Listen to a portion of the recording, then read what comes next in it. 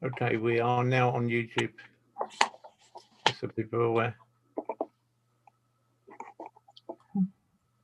So wait for half of our quorum to get off the phone.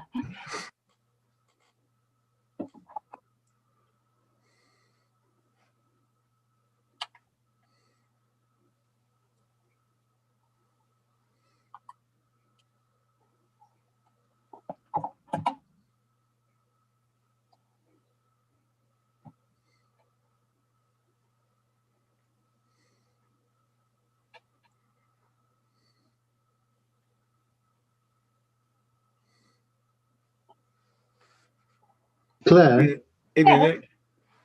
sort of early on in the meeting, do you think we could have a sort of just a clarification of what our objectives are in terms of setting next year's budget?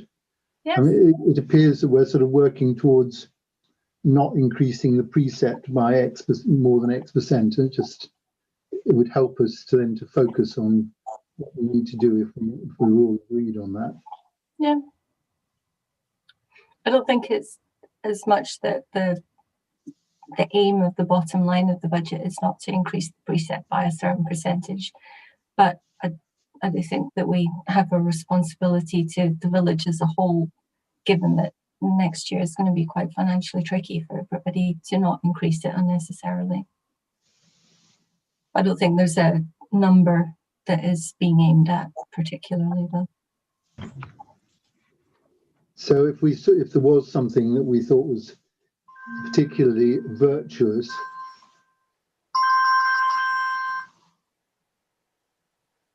we're not sort of prevented from, if we thought it was really good for the village. No, we're not, but we do have to balance the needs of the many against the needs of the few.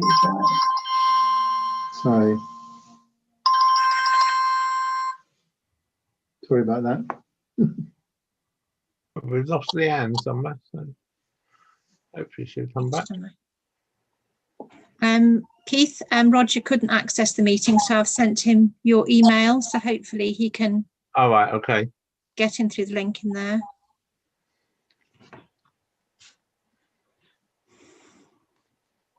I don't know why we use the links, to be fair. The meeting code and meeting ID and password work first time. The links are always problematic. Yeah, maybe. I just sent Roger an email saying to do that. So I think that the actual meeting number was featured in Liz's email as for the telephone call, wasn't it?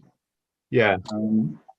So if you were sort of really switched on, you'd spot that, but maybe they haven't. Oh, Leanne was in, but she dropped off, so I don't know what happened there. But she seemed to take a phone call and go away. Anyway, we're correct, so shall we start? Yeah, I think so. Okay. Well, welcome everybody to this meeting of the Finance Committee. Do we have any apologies? No, no apologies. Okay. So shall we do the declaration of interest then? I will start.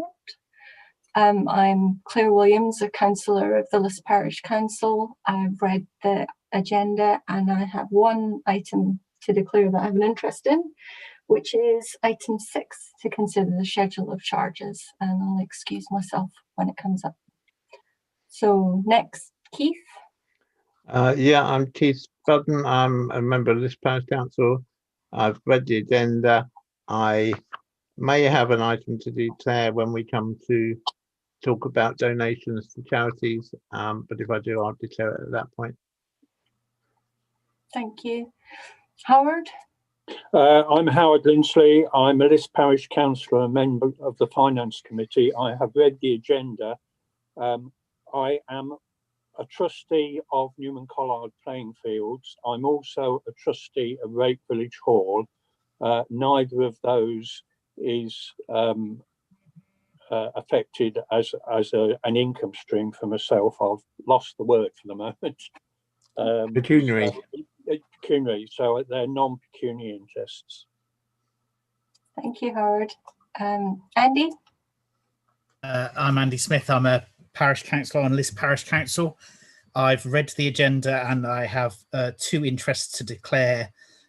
One is to consider the staff component of the 2021-2022 budget, because I'm married to Sarah Smith, the clerk, so I will not participate in that part of the conversation.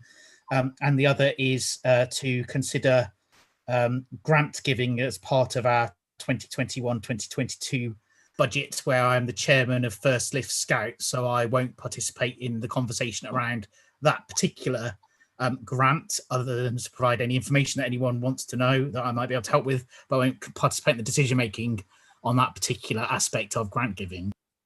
Thanks, Andy. Nick?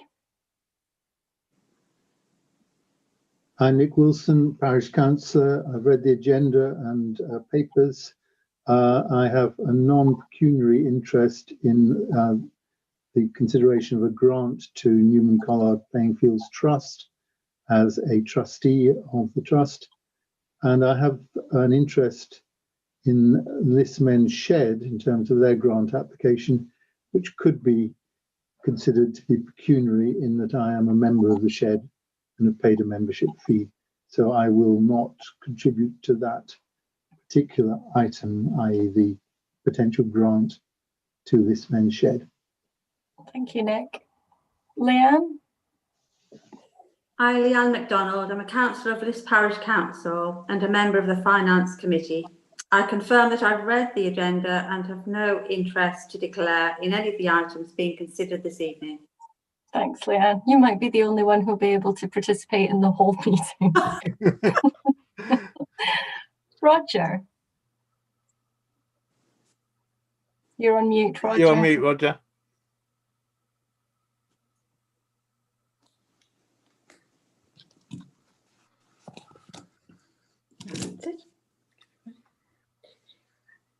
He's still on mute. You're still on mute.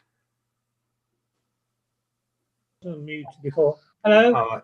Hello. Can you hear me? Yeah. Yes. All right. I'm sure I wasn't on mute before. Never mind. Right.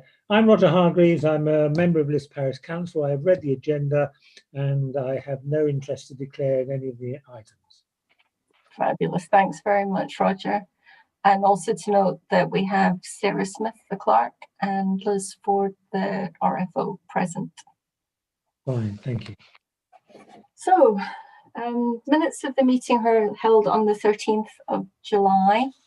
Does anybody have any comments for accuracy on the minutes?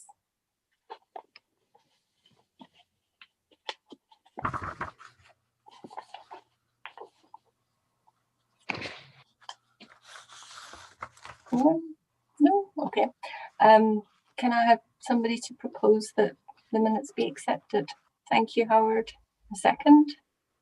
I propose second. Thanks, Sorry. Leanne. Should just beat you, Roger. All those in favour? Yeah. Yes. Opposed? Marvellous. Matters arising. Does anybody have any matters arising that they'd like to note? I've got a question. Sure. It's about the grants. Sorry, where have I got it? The COVID business support grants. Does any part of it have to be repaid? As far as I'm aware, and correct me if I'm wrong, Liz, but the grants that we received for the parish, for the village hall and for the pavilion were part of East Hampshire's discretionary grants, so they are not repaid. Okay. Yeah. Chairman, I was just going to, without wishing to spend any time on it, I note that the Bin 20, which is on the update on the selection of the new accounting software, speaking, one ought to just update us as to what's happened since the last meeting. Okay, we will do that.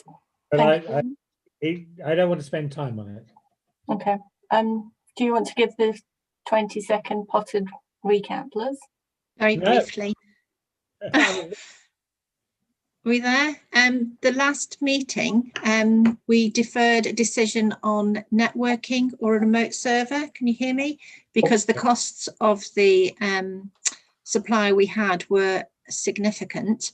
We've now appointed a company called Cloudy IT, which worked out about a third of the other costs. So it's got a total annual remote server cost of less than about £700. So that has been installed. The RBS Omega software has been installed on the remote server, and we've had 3 days of training with RBS. So there is a start on setting up the new software system, but we haven't gone beyond May so far. And I've had to stop that while I was doing the budget numbers. So it's also worth noting that going onto a slightly more cloud-based system could not possibly have come at a better time for facilitating remote working. Yeah. So money well spent, I think. Chair, may I raise a matter arising, please? Of course. It's 52 Fin 19 on page, halfway down page 1. Yep. Councillor Williams apparently confirmed that CCTV improvements would be included on the agenda of the next Facilities Committee. In discussing it with Sarah, there's a certain potential ambiguity here. We have discussed the issue of CCTV at Newman Collard playing fields and agreed that that should now be a matter for the trust.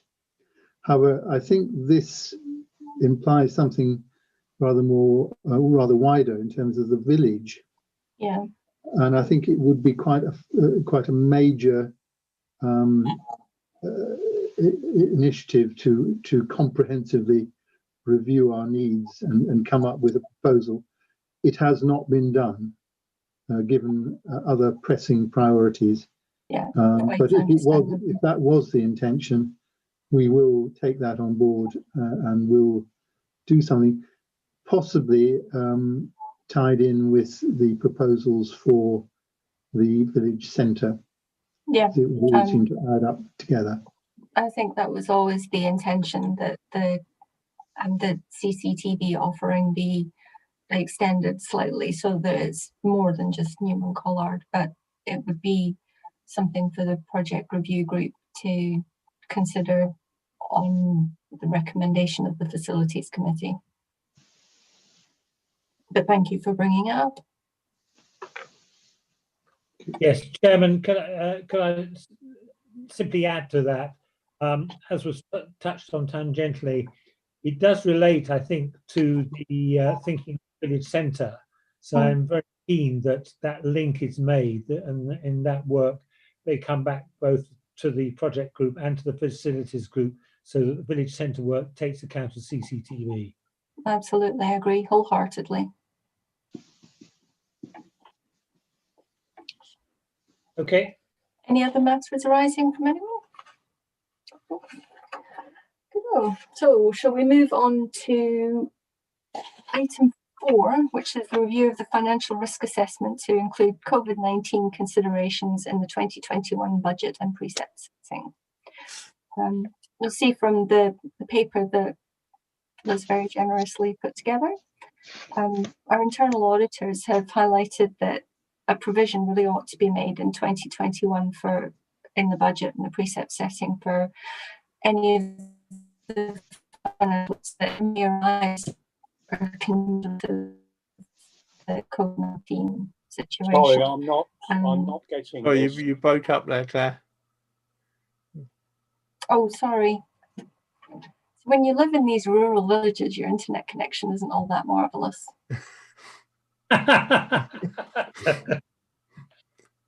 The council should sort it out. Sorry, I keep guessing. I know, let's have a word with those people. Anyway, what I said was, and I'm sorry, I'm really sorry, my internet connection is a bit shocking tonight. Please bear with me.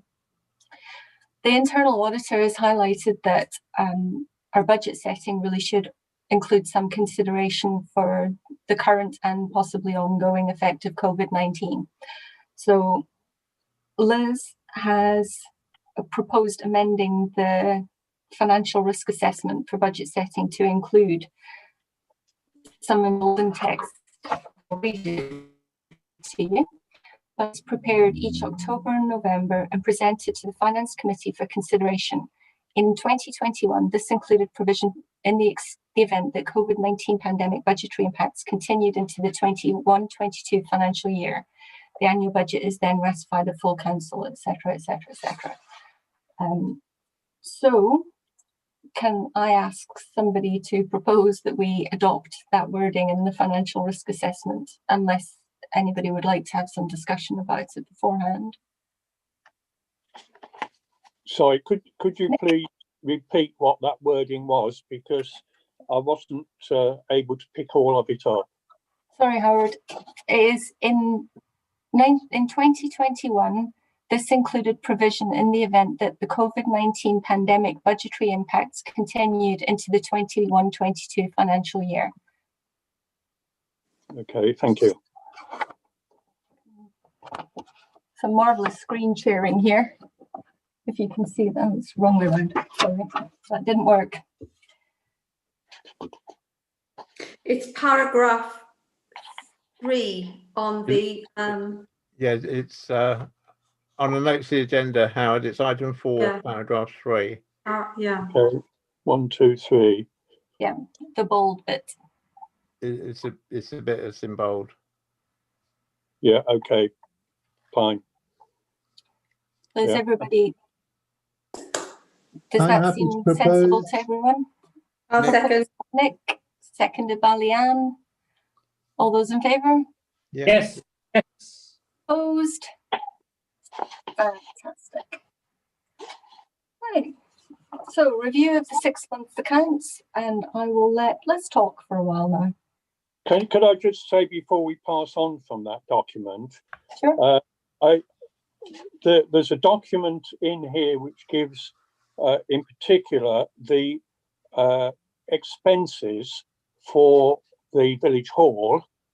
There's no document that I can find other than this mention of £5,000 at the bottom of the notes on agenda page.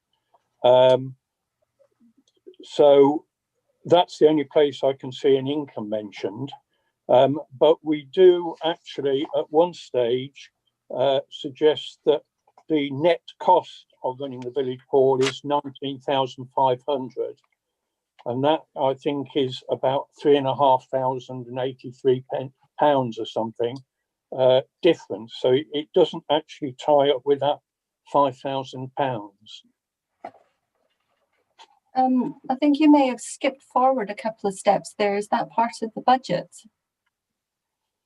Well, what I'm saying is that we've just looked at this introduction here, and we're stating on this that we are going to put £5,000 as a budgeted income for the pavilion.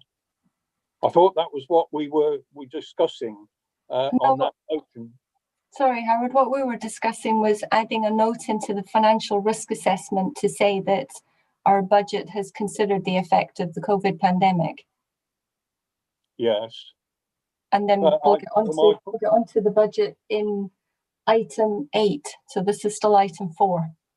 Okay. What I'm saying is that as far as I can see, we haven't actually made that consideration. That's the point. But I'm quite happy to leave it until we look at the detail. Yeah. Thank you. Let's do that, just to keep my head from exploding. Okay. Right. So, review of the 6-month accounts, which I will let Liz talk about for a while. Okay. Can you hear me? Yeah. Tell me if I'm too quiet. So all I've included in the papers for this meeting are the expenditure for the village hall, for the administration and grounds.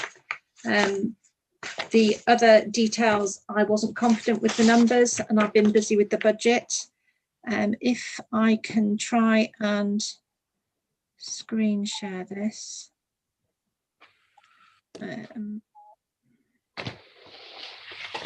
Give me a second.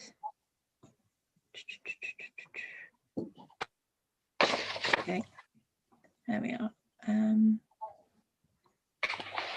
While Liz is busy screen sharing, I will just note that I know that there's been some discussion in the past about getting regular and timely updates of the finances, but in this instance, it's completely understandable that they're not 100% finished yet, given the amount of extra work that Liz has had to put in the last 6 months. And the genuinely sterling job she's done on the budget. Just you wait, it's a thing of beauty. A thing of beauty. That's an accountant speaking. Right. Okay, let's have a look. Let's see if I can. There we go. Now all I have to do is get back to where my Zoom is, which I'm failing miserably. There we go, hopefully. Oh. I'm going to do. I am failing. I've got my husband to show me how to do this, and I'm not succeeding. Hopefully, I can do it. What should we be seeing, Liz? So you've got basically the 2 pages under item 5. Yeah. Right. Yeah. Okay. Yeah. I've got it. Yeah. So it's the same as the first quarter accounts, but obviously the totals are put in for 6 months rather than the first 3 months. Yeah. So you've got those. I'll have another go in a minute. So key on that is that the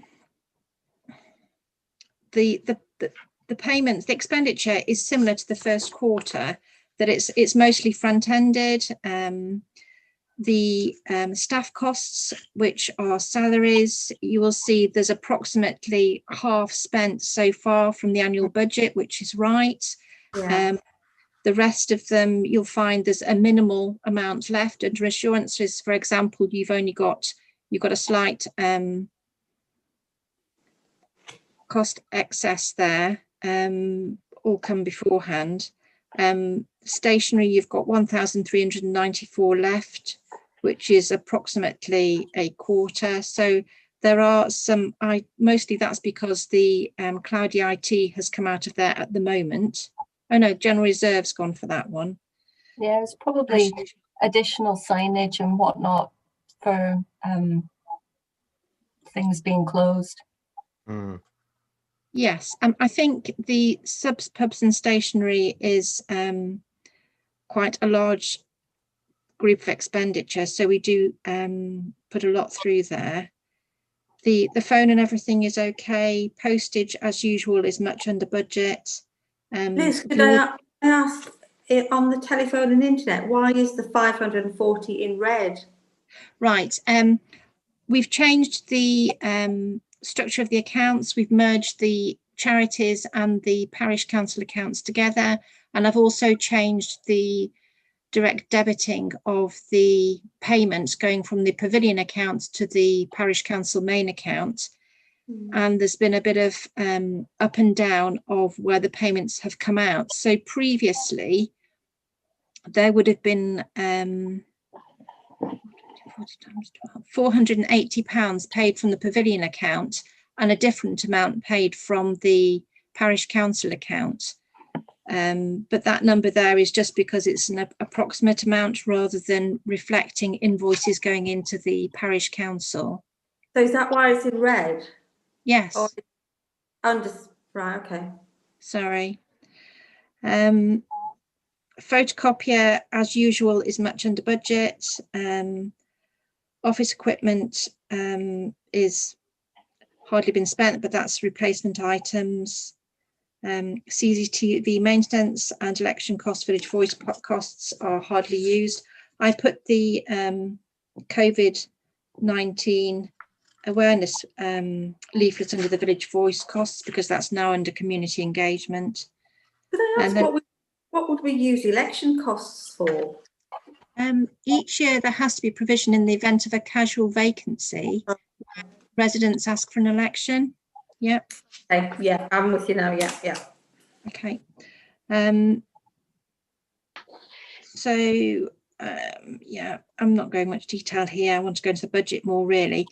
So I've looked at these numbers. They are within budget. There is a slight possibility that for grounds sundries costs, I'm going to have to go back and ask council for a release of reserves, but I'll check that and come back. Oops. So, yeah, I think they're okay, but I haven't based the 21-22 budget on these apart from checking individual costs for contracts placed to see if, for instance, pat testing, fire alarm servicing, etc., is different from 1920, and looked at that accordingly. So I've looked at it on an item basis rather than the totals for the 2021 accounts. So even I'm having problems with these.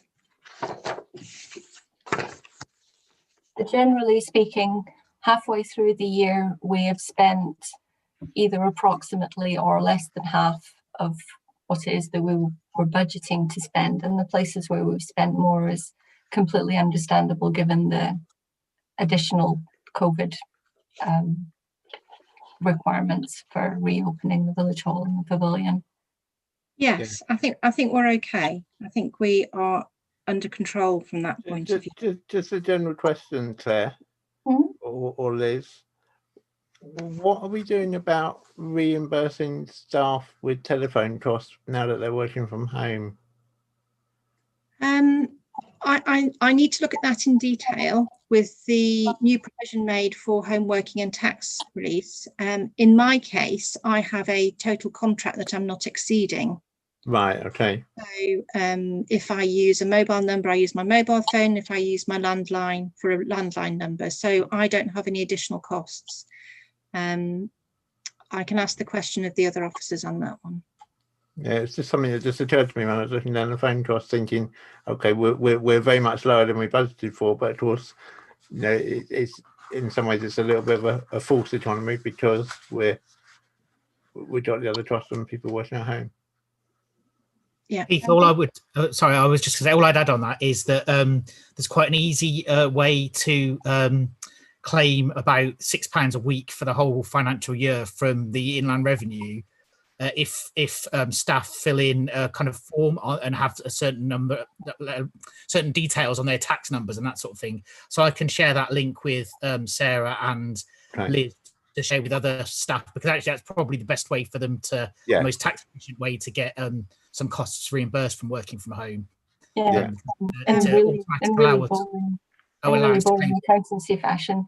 If the parish council starts refunding staff for expenses that personal expenses used for business use, you get into a tax of benefits in kind, and by far and away the easiest way of recouping that is the P87 thing that Andy has just suggested. Okay, yeah, that makes sense. I already claim £18 a month unreceipted expenses allowance for my other parish council, so I've exceeded that there. So I need to check how this matches those details. So yeah, okay. If you've got receipted expenses, you can claim for those as well. It's just the unreceipted ones on the P87. Anyway, moving on. Anybody else got any questions on the accounts? No? That's fine. Thank you very much, everyone. Okay, so item 6 is to consider the schedule of charges for 2021. Can we consider the allotments first, and I will recuse myself. My interest is that my household is an allotment holder, so I can't take any part in that discussion. Could I ask either Keith or Roger to chair the meeting for 5 minutes? Oh, okay, I'll do that. Thanks, Roger. I'll pretend I'm not here.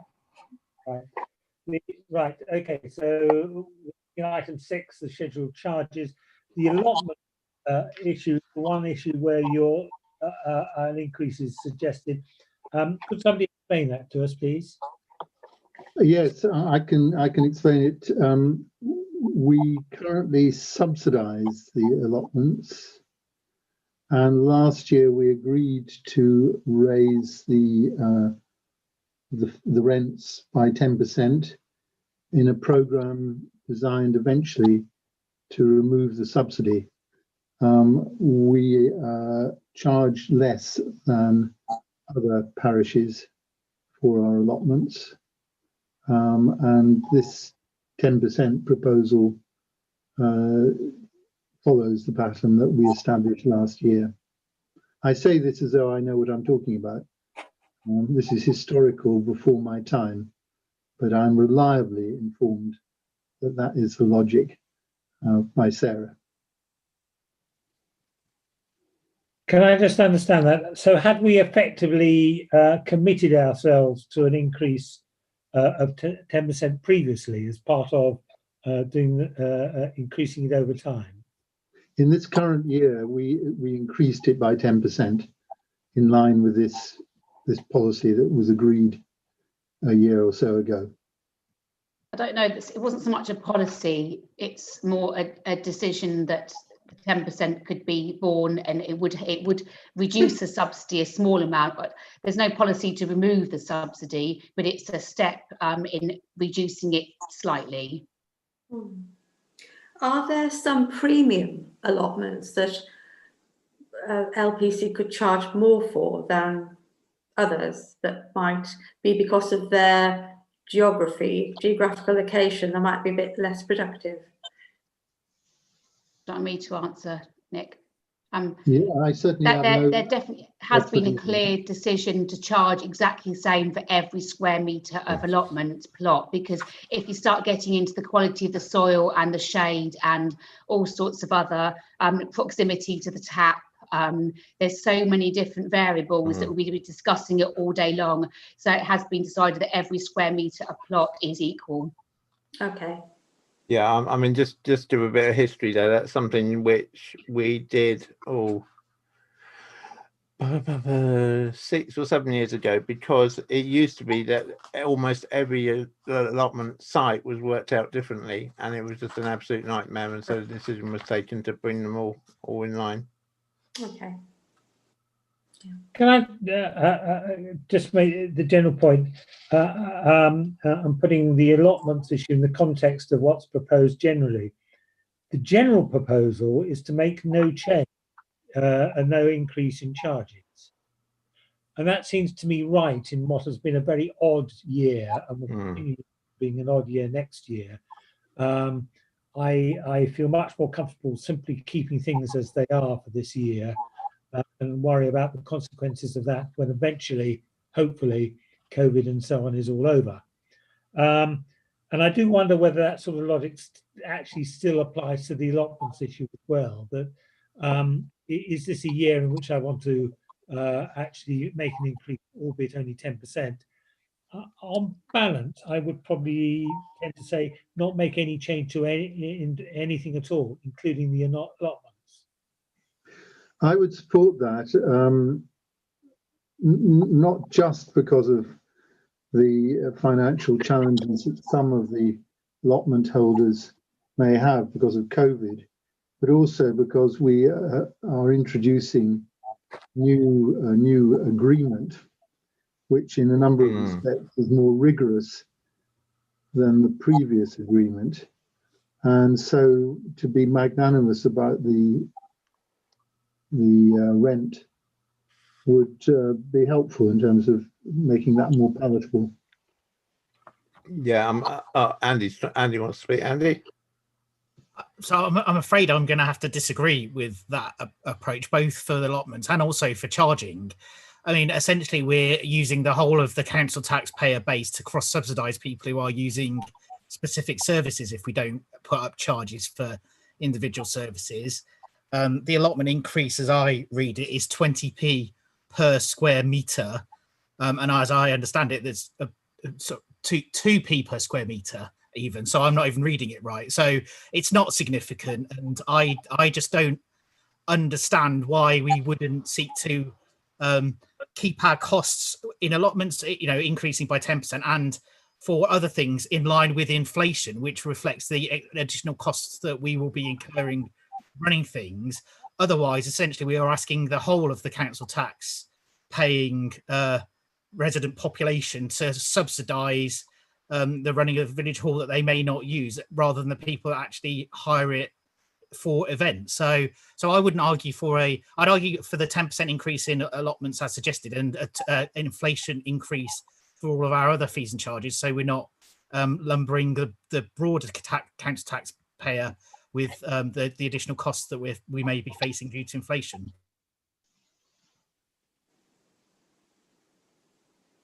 Other views on that point? Anybody else got a view on that? I suppose what we could do is we could, if we wanted to not raise charges generally, we could decide to pay for that out of reserves, so it didn't actually cost the generality of residents.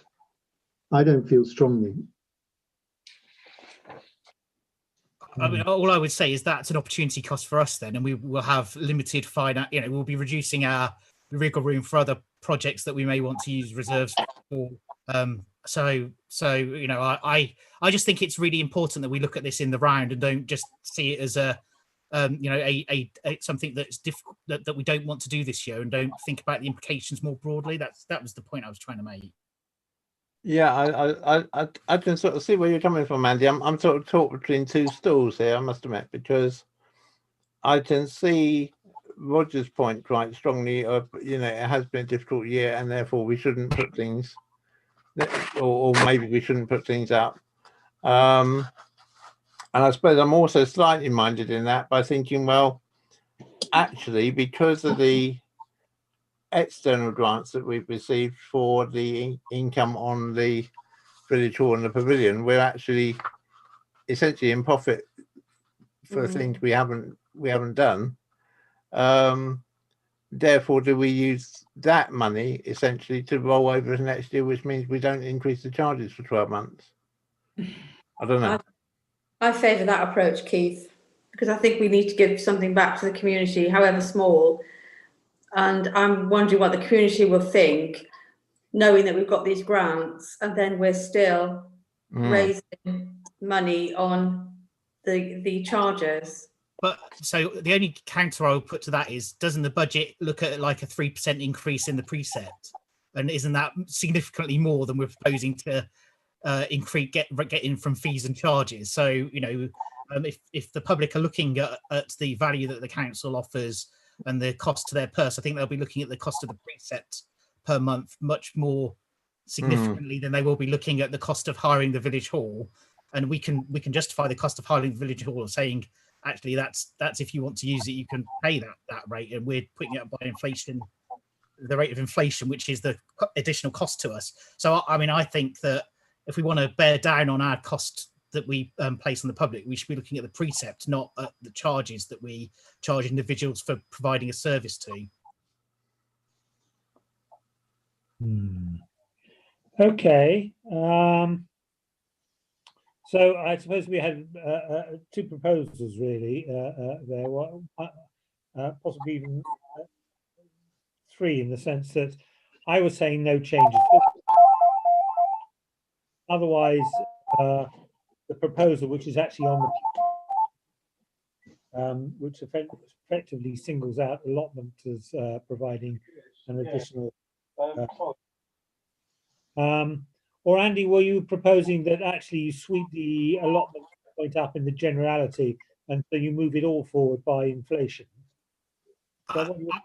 I would be quite happy to do that if we don't want to look at allotments in the round and come back to the allotment equalisation issue again next year. I wouldn't want to lose the equalisation issue, because it is of concern to me as a member of the Finance Committee that we undercharge for allotments compared to all of our kind of comparators in Petersfield and Liphook. But I can understand with the, you know, going with the kind of inflation rate on all charges this year as a reasonable position to take. Do we have a waiting list for allotments? We do. Quite a significant one now. Right. which is Certainly which is why. presentation. Sorry. Sorry, just to say that is why Lizzie has done a fairly rigorous inspection this autumn, and is currently in negotiation with people who haven't been tending their allotments. As usual, it turns out to be much more complicated than it appeared, because people, some of the allotments have not been tended because people have been shielding and haven't been able to get out. Yeah, I understand that. Yeah, in the round, I'd support the idea of putting everything up by inflation. I think, having heard the arguments, I would also come down on that side now. That it's neat and simple. Everybody will understand it. We won't be seen to sort of picking out favours or anything. I take the point that we don't want to lose the longer term objective on the allotments to actually equalise them, and perhaps we can note that in minutes that will. Sarah wants to come in, Roger. Sarah? Sarah? I just wanted to say that if Lizzie was here, she would, well, it's going to have to be a 5% increase, because it has to be a clear cut 1p increase. Yeah. You can't have 20 pence and half a 20.5, and it will get quite complicated. So inevitably the allotment increase would have to be about 5% rather than 3%. Liz? Can I say, what's the rate of inflation being taken as? Because traditionally it's the Septembers, and I checked that and it's 0.7%. The allotments increase is 11.11% according to this page 2 of the notes on the agenda. Yes. Well, that was Sorry. the original proposal, yeah. Yeah. It seems to me, I mean, in one sense, the actual amounts are very small, but in another sense, just presentationally, it's a large percentage. I would be tempted to say let's go for inflation, or the best fit to inflation, which is how you would explain why the allotment figure is slightly different. Yeah. I think that's a good idea, because I think as well, when we come to the hourly rates, we really want to keep it all as sort of, certainly roundings of 10p, if not roundings of 50p, but we don't want something like £13 and 12p. Is that one? Yeah, I think people will understand and probably accept the inflationary increase. Yes. So let's say that a basic intention is to try and increase charges in line with inflation, but on practical grounds, it's a best fit to inflation in terms of what the actual figures used. Yeah. So Agreed. that would mean with the allotments, if it's inflation is 0.7%, the best fit might be no increase. I don't know, but I just surmise that it might be no increase. If you're rounding up, it's fine. Can I ask a question? Sorry, I had to duck out there. Could we just hear what Lizzie's response was? If you're rounding up, it would be 5%, wouldn't it? If 5% is the most practical penny increase per metre squared. Yes. Okay, I think we're agreeing to round up, not best fit. Well, what does best fit mean? Yeah, I've got to admit, I would have gone with Liz's interpretation of that, because I would say best fit is round up generally. More than happy. Okay, let's take that, because behind the intention is to actually move the figures forward and upwards a little bit in accordance with inflation. So it would be slightly bizarre to actually stick at naught for them when you're trying to fit them. Howard, did you want to come in? Yes, sorry, I had to duck out there to take an extremely important phone call, so I might have missed this. Am I right in assuming that on page 2 of the notes on the agenda, which is where these figures are, the headings should be 2020-21 and 2021-22? No, this is just for information as to what happened last year. And the Okay. rate of increase is the rate between 1920 and 2021. Okay, so what is the proposal for this year? The proposal, Howard, is that we increase by the rate of inflation for September, which is 0.7%, Yeah, but rounded up. So what, you know, so that we end up with sensible rentals of something at Okay. 10p rather than something at 2p. right. And that applies to all of these village hall, football Yeah. pitches, allotments, well, document copies we're putting down. Yes, that's the point. One of the points, Howard, that we're not seen to discriminating. We're taking a general approach here. Yeah, okay, I'm happy with that. Okay. Is there anything else under item 6 that we need to consider then? In that case, I think that's item 6 done, isn't it? yes. Can I have the chair back to the chairman? Thank you very much. Chairwoman. I'm fine with chairman. Chairperson. Fine with chairman. I've lost track. Okay, so item 7 to consider the staff component of the budgets. Do we have to agree on 6? I think we just did, didn't we? Yes. Does somebody propose it and second it? And Oh, sorry. Yes. Oh, good point. Yeah. Quite right. Back to you, Roger. Since we are now, the proposal is we are increasing across the board charges by the inflation rate, or a best fit when rounded upwards. All those in favour, who can propose that? I'll propose it. I'm happy to propose that. Go, correct. Howard propose. Who seconds? I second. Nick seconding. All those in favour?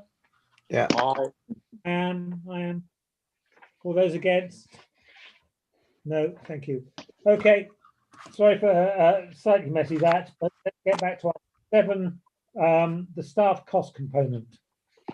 Okay,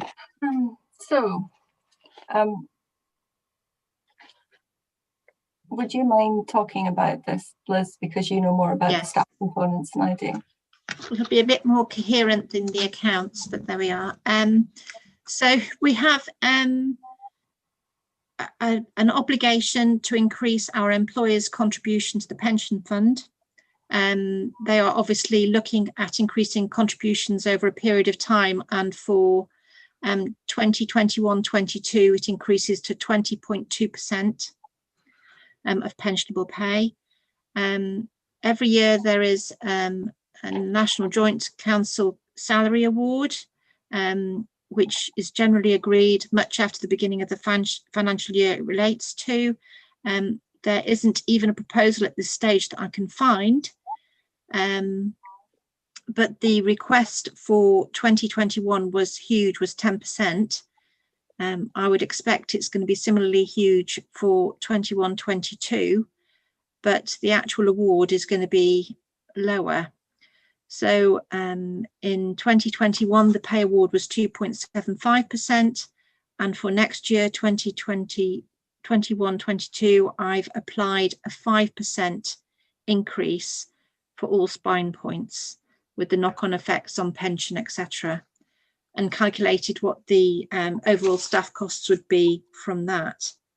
So I get that the total staff costs would increase by about 6,315, but this also has to include the fact that we can no longer reduce our costs by applying for the National Insurance Employers Allowance, which I've been advised we're not eligible for. And also there is something to consider about increasing the hours for the RFO role, and I've put in a provision for the pavilion caretaker from 2 hours to 5 per week, which is a bit higher than Sarah suggested, but the number of hours are so low that for the budget provision I thought it was prudent to take it up to 5. So all those 4 different cost factors give us this increase in staff costs of 6,315, above what it was last year or this year.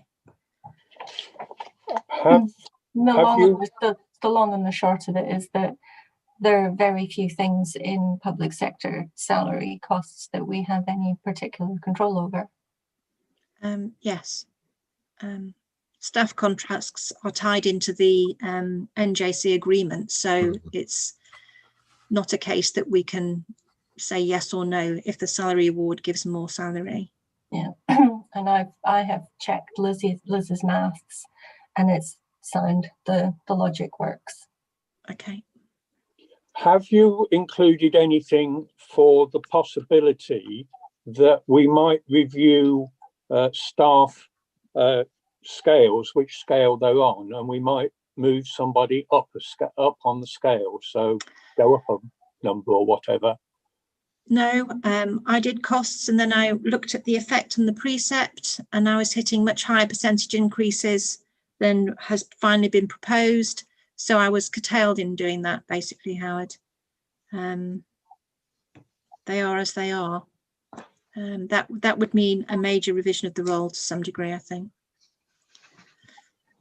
Okay.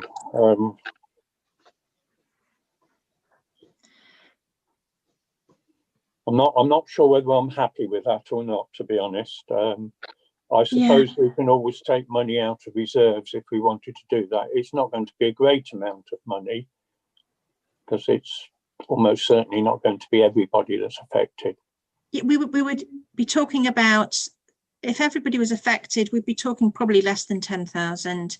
If it's odd individuals, we're talking about a few thousand here and there. Okay. The problem about taking any budget increases out of reserves is that then you have a bigger jump when it comes to the precept increase in the following year. I appreciate that. Yeah.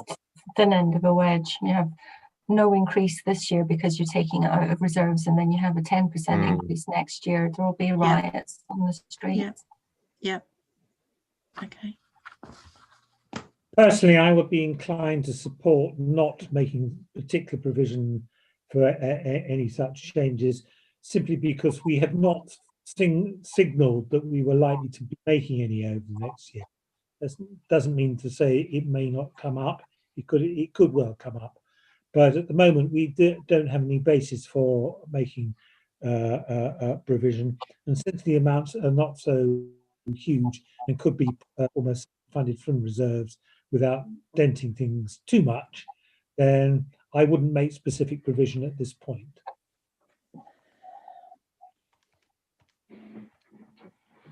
Could I ask a question about why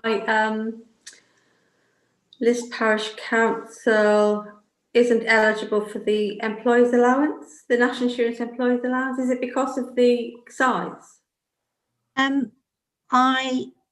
When I joined Liss, it was being applied. It's been applied since it started in about 2016-17. So I assumed, I had a quick look-see at the HMRC website, and from the brief description on there, from my view was that we were okay. The trainer for the new software was surprised we were applying it, and he said we weren't eligible. So that was a surprise. So I double checked with the internal auditor, and he said, no, we weren't eligible. So he hasn't seemed to pick that up previously. The impression I get is that if more than this parish council's activity is charitable basis, we are eligible. But that's not the case. Yeah, it's the public sector thing. So almost all small and medium-sized businesses are eligible for the allowance, except the public sector. Okay. It's like the government taxing itself. Okay. I suppose the only question that raises then, Claire, is there any danger of them trying to claw it back from years when we've had it when we shouldn't have done? Yes. I thought that would probably be the answer. Yeah. Yes. Liz has been talking to HMRC, and if you're upfront about it, that you'll be fine. It's if you start hiding things from HMRC. Sure. No, I understand that. Yeah. Okay. the first few years, I think the salary was such that the employer's allowance wasn't exceeded. So we're talking about a liability of less than 3,000 for those previous years. Yeah. But it is going to be what? And then I think prior to this one, it's possibly the order of about £12,000. I didn't put it forward to be supported by the precept. That's something when I bottomed it out and got it in writing, I'll put to council. Yeah. Yeah, so HMRC records are kind of inscrutable. It's difficult to figure out where it is and what happened. They're also, HMRC are really good about if you fess up and say you've made a mistake, they 9 times out of 10 say, okay, then you made a mistake. I hope. I don't want bailiffs knocking on my door, thank you. Keep our fingers crossed. Yeah. It's probably the chair that has to go to prison over it. That's okay then. That's lovely. That's We are a peaceful. body. We all go. Yeah, yeah. Send me a visitor's pass.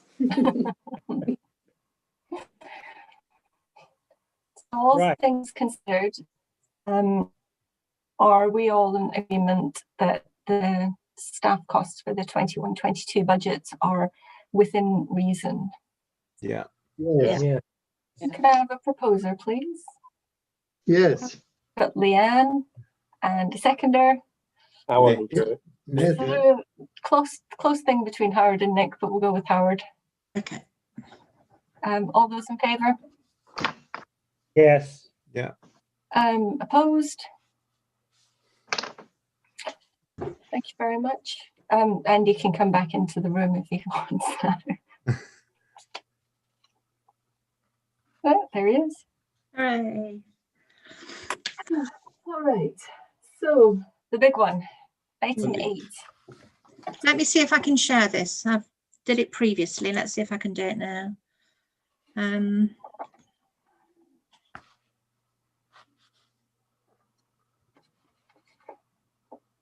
It's just that I keep losing, getting back to, I might shout out for technical support. Wait a sec.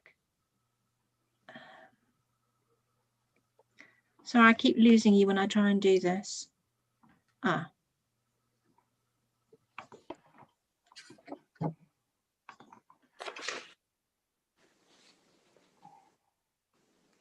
think what I have to do is leave the meeting, open the documents, then come back in. So if I do that, Keith, is that all right? Okay. Yeah.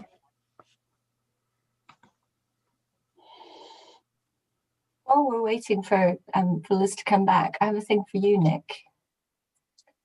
As the chair of grounds, if you're looking for making money out of the allotments, our plot is actually twice the size that you think it is. So you might want to remeasure them all.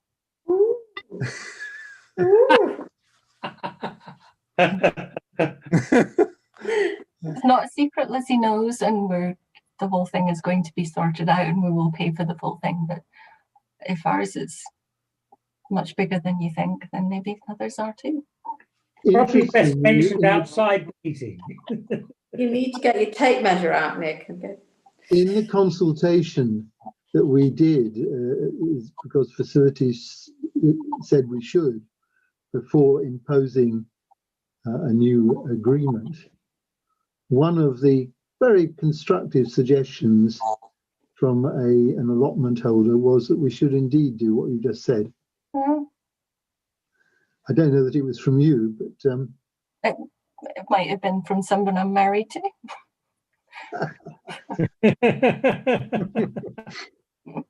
Right. He's very keen. It's the best thing that's ever happened to him. And I've never known him to be so happy. Right, good, good. Are you getting excess produce off it, Claire? Because we'd happily give it a home if you do have excess food. It's only been a month and it is autumn. It's not growing. That's no excuse.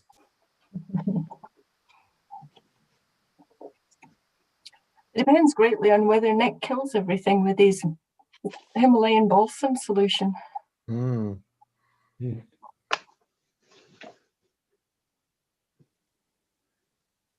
Ah, There we go. Whoa. whoa, look at that. That's good. More iPad.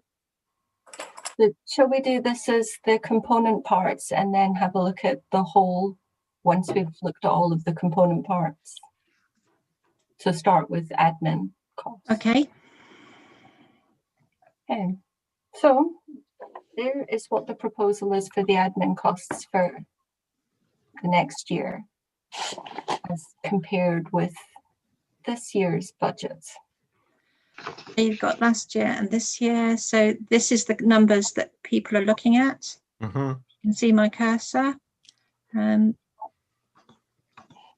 I can't freeze the top pane, so you'll just have to look through years. So, and that needs to move slightly. That's better. So what we're looking at is an increase in budget from £15,734 for the current year up to £18,816 for next year. Right. And from a quick scan,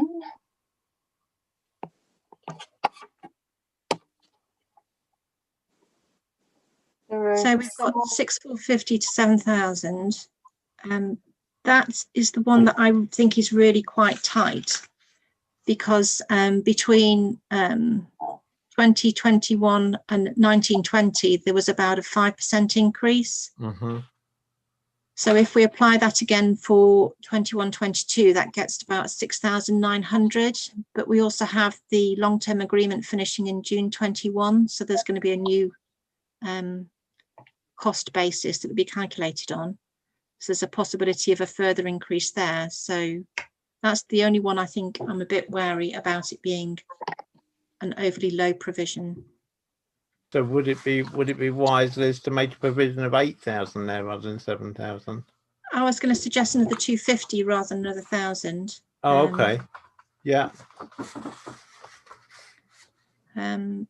We would also have to insure anything that goes on the new Mill Road Community Garden. Yeah. Which Yeah. may well increase the overall premium. Can I just understand this? We've moved on. Are we as a committee agreeing that 7,000 should be replaced by 7,250? Well, that's what we're just discussing. Yeah. Yeah, but we were moving on from that, and I want to know, have we agreed to that? No, not yet. No. Okay, right. So Sarah's highlighted the Mill Road Community Garden. Is there going to be play equipment on there? There will be some natural play features, but yeah, no doubt there will be benches, and there's likely to be a few bits that would need insuring. I think it's best to assume that there may be a slight increase. Why don't you go to 7.5? And when that gives more. yeah. That's the one I'm more concerned about. So 7.5 would give us a bit more provision. Yeah, I'd be very comfortable with the idea of making that 7.5. I think 7 is very tight. Yeah. Yes, We're losing responsibility for covering the groundsman's hut, but currently it's a very small element of our overall policy, so I don't think it will help much. no, I agree. Let's go for 7.5. Right. Okay. Okay. So 7.5. 7.5.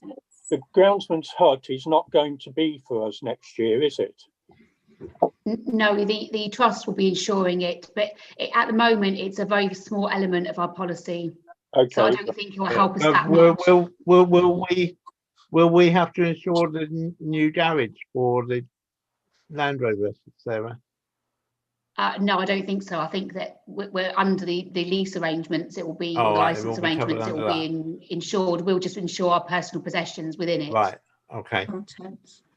Yep. So we're agreeing 7.5. Yes. Yes. So if I go through, yeah. So if I put that to 7.5. Yeah. Hopefully that'll give me a knock on. The only other thing that stuck out to me as something that was a big increase was the training provision. So the RBS training of £800. Yeah, the training is 399 remotely. You add another £100 if you're paying for mileage backwards and forwards. So that's per day. It's very expensive. When I was being trained, they were talking about further training towards the end of the year to make sure we do the end of the year stuff. But I had in the total cost for setup included a bit of training anyway. But for the second year, I thought it was prudent for the second year of this software system to have 2 days training in for refresher for the officers, because it is a bit of a beast to use. And I just thought it was a sensible provision to have. It seems completely sensible to me. Yeah. And the other area was £1,000 in building maintenance. Yes, where I think had nothing in last year. I know. I think that's partly because some activities weren't carried out, and whereas they're more formally and separately identified for the council room versus the village hall, I think partly there was a bit of overlap in invoicing previously, and partly some activities hadn't been carried out. Fair enough. In the election costs, is there any way we can reduce that? Just because we've increased the insurance budget. I mean, there's a discussion to be had that the request for a by-election in the event of a casual vacancy would not happen. So you could say there's a possibility you could then request for it to be released from reserves, and I think that would be justified, and that would reduce your admin cost by 3,000. Although the internal auditor does want us to make some kind of provision for it, could we not just make a much smaller one? Okay, so it would be partial costs in the event of an election. Yeah, on the off chance that we have one. And Or is that just smoke and mirrors? Something like 1,500, something like that. Is it not possible to just siphon off the election costs from this year that we haven't spent into a specific election cost reserve and hold a specific reserve for election costs going forward in perpetuity, rather than budget for it each year, then move it to reserves afterwards? Yes, I wondered that. I mean, if you the budget but don't spend it, which is what happens most years, why can't it be rolled forward for the next? It would have to be a resolution of council to do that. The financial regs sort of say you don't do that for projects which are sort of finished, so it's a bit of a grey area as to whether it's an ongoing project or not. Well, you're seeing the internal auditor this week. Can you ask him? I can ask him his view if you want. Yeah. Yes, it does seem odd to make provision each year in this sort of way. But if not, could we just halve it? Well, can I just question what the logic of that is? If you're going to actually cover these costs, we have very little choice but to cover the full costs. Right. The issue is that it doesn't turn up very often, but when it does turn up, we do pay the costs. So who said it's worked out as so much per elector, isn't it? Yeah. Actually, the reality is, I think it's only in the last 20 or so years, there's only been one election called, and we got away with it because there was only one candidate. So the cost was very little. But on the other hand, I think this £3,000 in effect does get rolled over or perhaps spent on something else during the year. But in reality, of course, we could have 2 elections or 3 elections.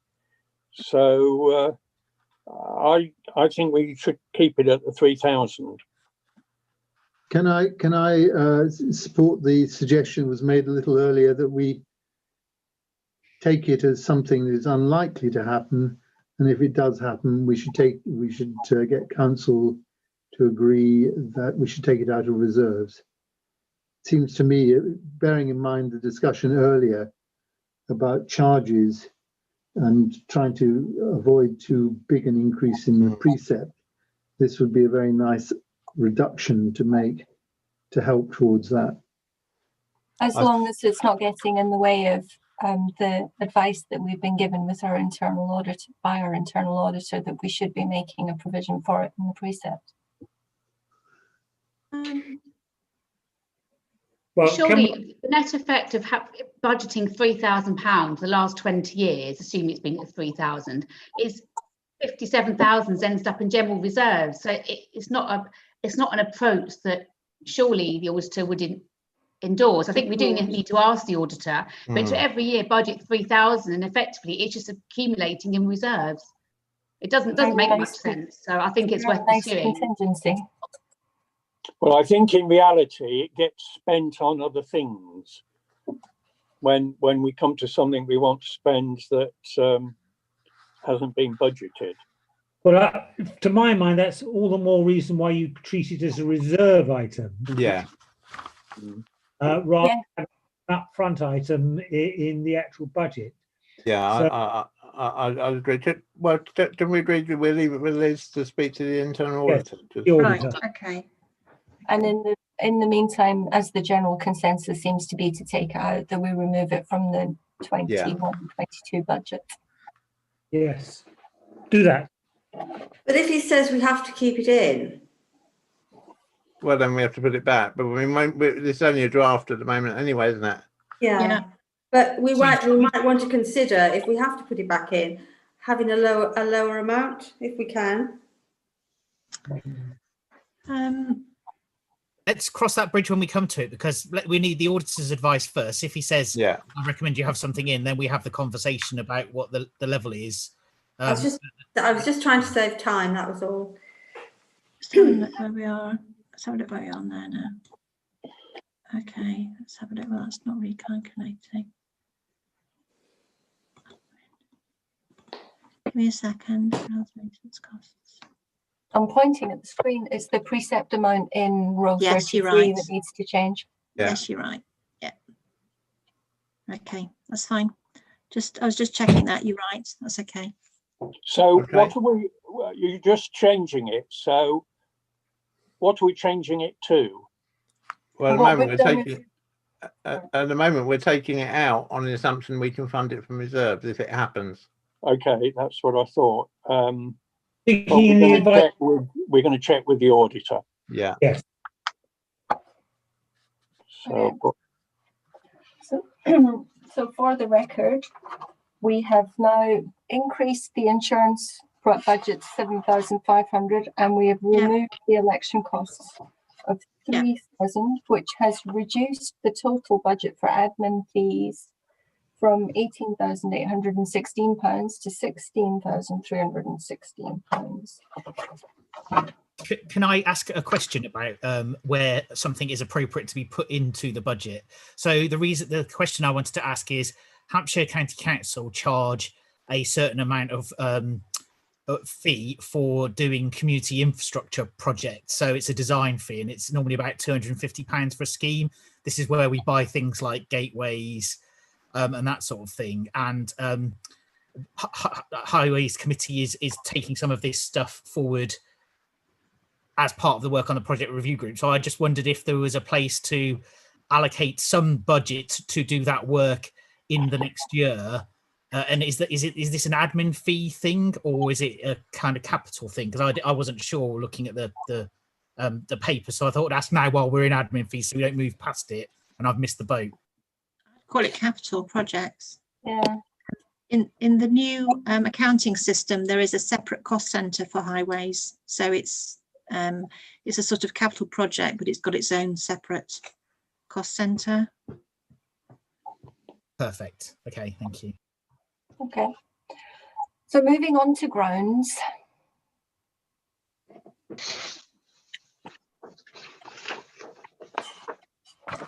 So at the moment we have a grounds budget of £25,082 versus £20,536 last year. And the biggest increases there seem to be repairs and servicing has gone up quite a lot. Yes, yeah. So you'll see the 1920 total for the Land Rover primarily was 1,500. And also the insurance and road tax total exceeds the previous budget levels. Okay, so this year's budget is just a little low. Yes, yeah. There has been a discussion about future increased repair costs for the Land Rover and whether it's worth selling the Land Rover, which has a certain good resale value, and getting a newer and different grounds vehicle. But that's, I suppose, a project I think to look at. But that might be something that's relevant to think about if repair costs increase. Okay. And of course, the grass cutting, is that for the inclusion of the Mill Road Community Garden? Yes. Yes. Yeah. And then we've got play equipment repairs. The clerk advised me that they were going to be more significant this year. Okay. Nick, do you have anything that you want to add, take away, comment on? Just on the grounds furniture, is Sarah still with us in the meeting? Yes, I'm here. We discussed whether we actually needed to keep that at 500, unless it's covered somewhere else. It's grounds furniture. I spoke with Liz. It's mainly new bins. It's not the replacement timber slats that we thought it might be. So it's not often we do actually need new grounds furniture. So that's all right. If something comes up, we could seek specific agreement from reserves. But at the moment, I can't see any. We did install one new bin at Newman Collards. But grounds furniture, really, I can't see an increase. Obviously, new furniture will be included as part of the Mill Road Community Garden project. But we probably could get away without putting any money in, because I don't think we're needing extra furniture on our current sites, unless it's a whole new project. Well, I mean, obviously, we ought to be trying to save where we can. Could you then just say something about the other grounds costs, where it's gone up from 875 to 2,500? There are various elements under the grounds cost. Do you want to go through them, Liz? I can do. If we go back to equipment replacement, though, I thought there was a discussion about putting a £500 budget in there so that there was no need to go to council for short-term hedge cutter type replacement.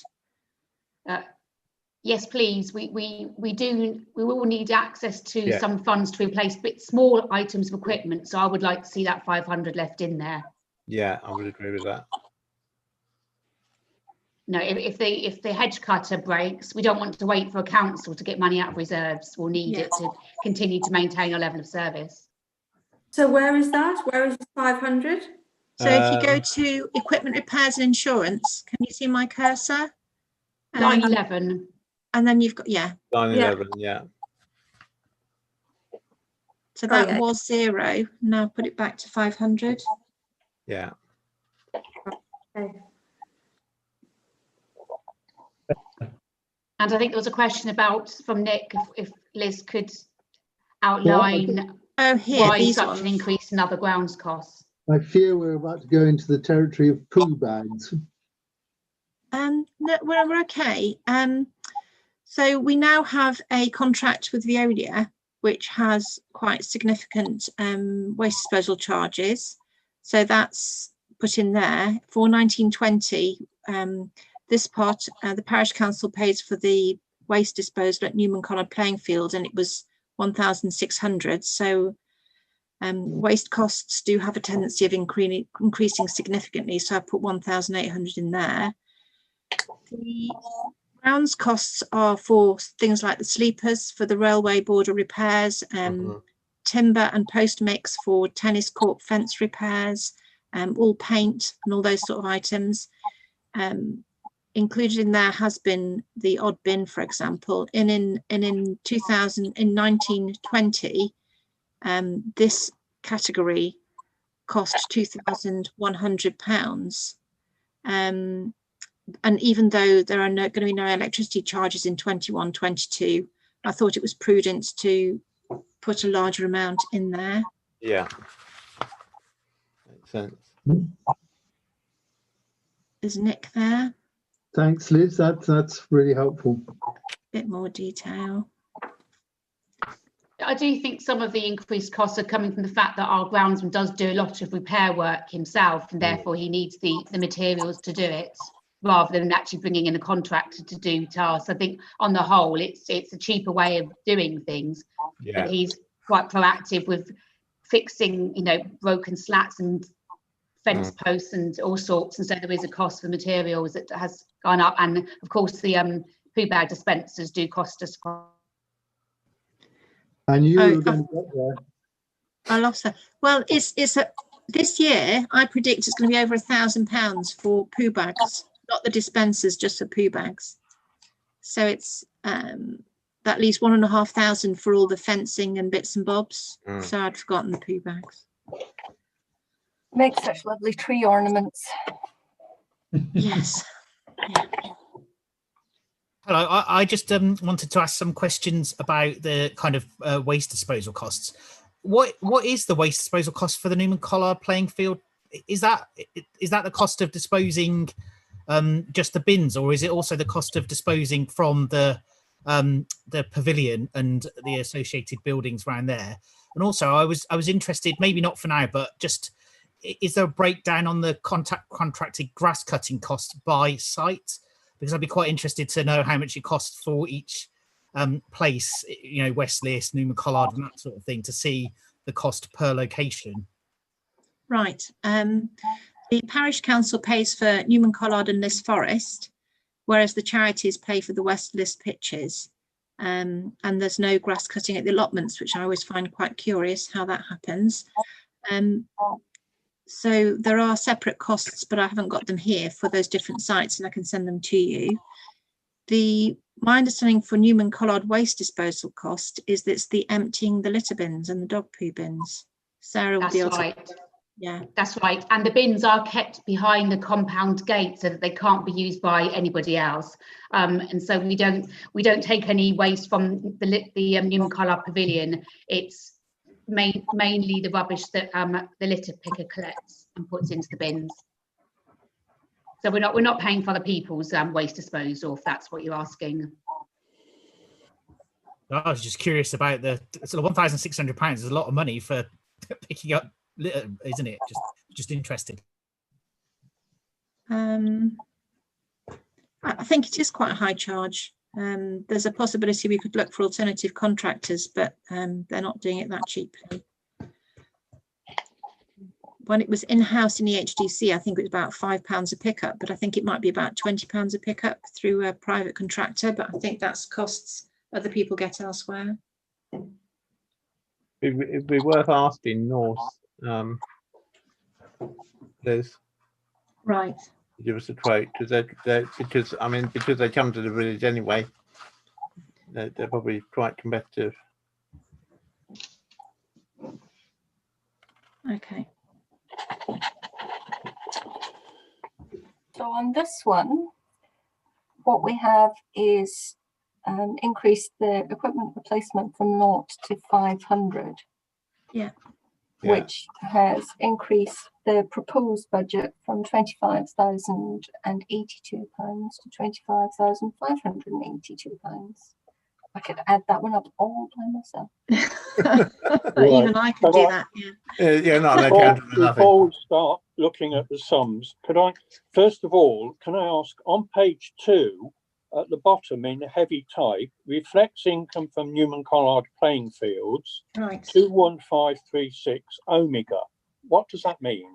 That's a note for me when I'm transferring these numbers onto the new software system, because they don't have a netting reduction in cost, I have to separately record an income from Newman Collard Plainfield against a total of expenditure.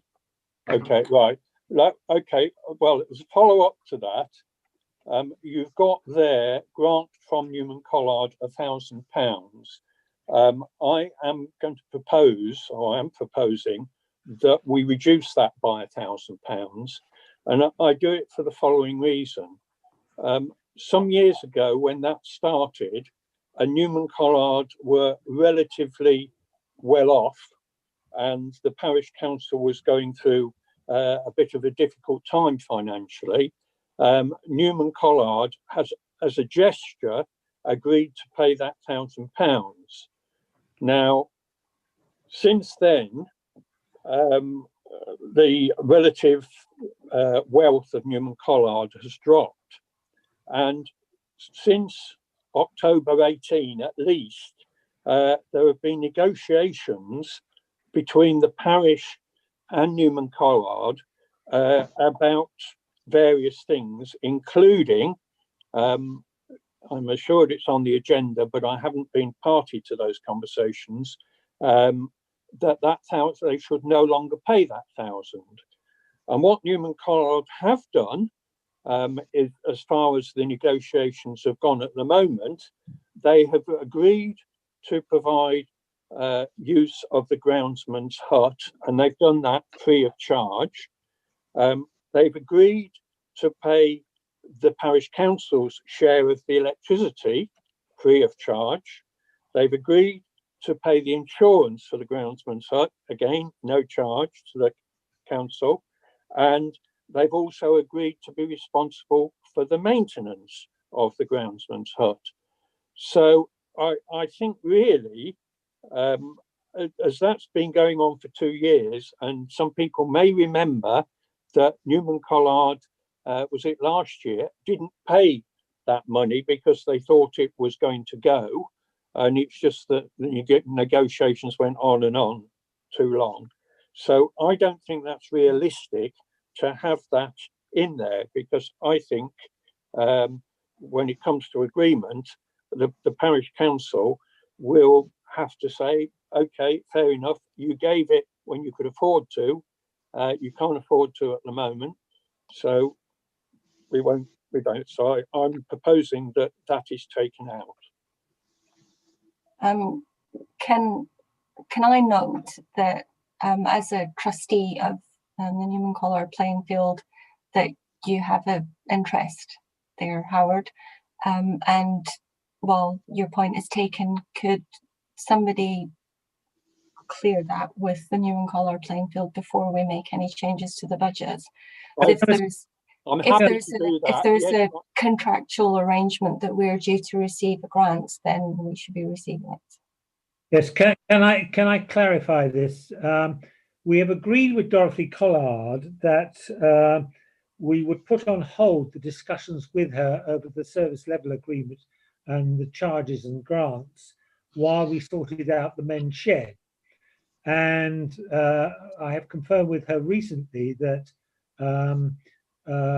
when we have put the men's shed to bed, then we will return to the issue of the whole question of charges and costs to do with the maintenance of Newman Collard. And in the meantime, therefore, she has agreed, and indeed I think has now paid the outstanding amounts which are due under the existing agreement.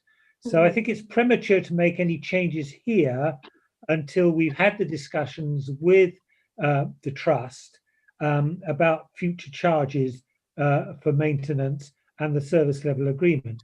It may well be that out of that there is some change to the figures, but we haven't got to that point yet.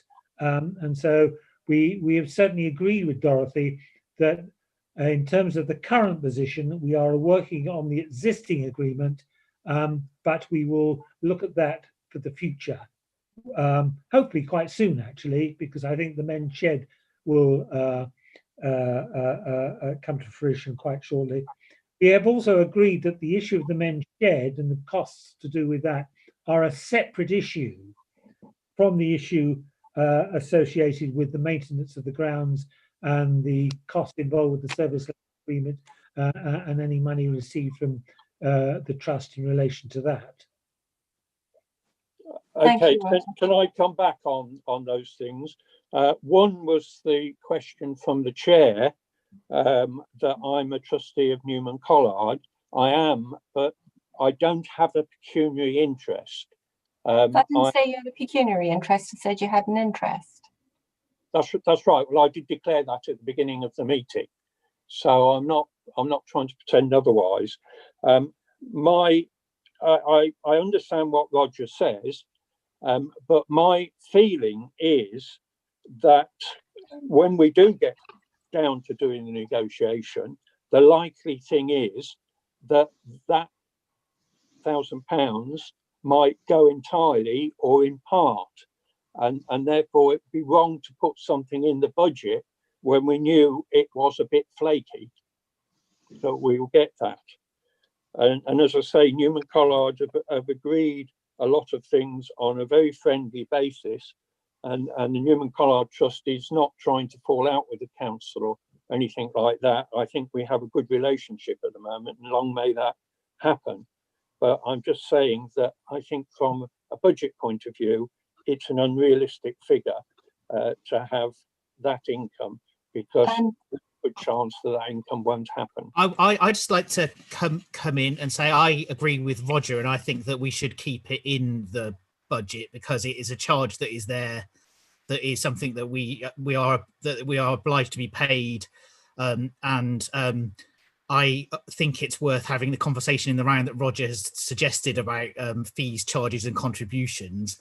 I just thought it'd be worth reminding the committee as well that actually the Newman Collard, the Groundsman's Hut has always been part of the trust. It's on the basis of the legal advice that we've received, and this parish council has been maintaining, ensuring that probably, incorrectly on the kind of basis of the way the trust has been set up for a number of years. So I think that's correcting a historical inaccuracy rather than the trust taking on an additional burden. And I just thought it's worth putting that on the public record for those that may not know the background to it. But I'm strongly with Roger that I think it stays in for now, and the negotiation is a separate conversation. And I agree with Roger and Andy in that you budget based on the information that you have, not something that may happen. Okay, I will answer Andy's point. There's been several legal agreements over the year which have the facility that each one doesn't seem to agree with the previous one, and the use of that hut has in the past been 100% used by the parish council. And for that reason, it is reasonable that the parish council should have paid for it. It is now no longer 100% used by the parish council, and that is a difference. And the trust have made it clear, to my understanding, that they will pay those 4 lots of items that I mentioned.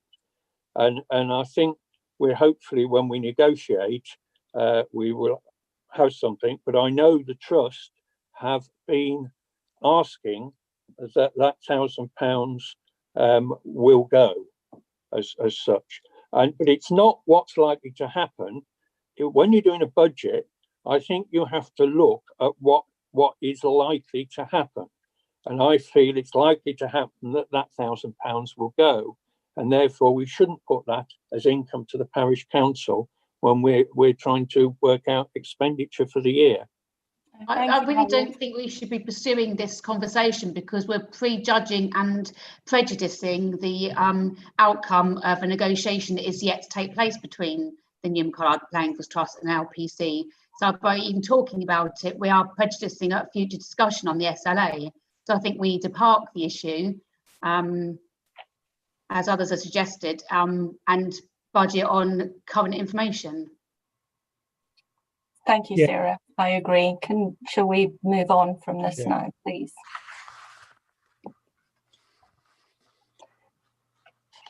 So unless there are any other items on the grounds cost, the new proposed budget becomes £25,582. So 25,182. 25,582. 25,582. 25,582. Yes. So we've added the £500. Yeah. Yep. Or take it away, whichever way you look at it. Thank you very much. Now we move on to grants and donations. Oh, we're going to do Village Hall. Village Hall it is.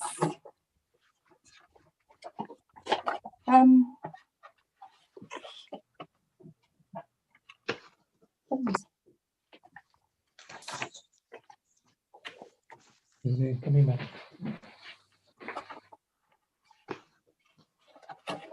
Okay, so the Village Hall running costs have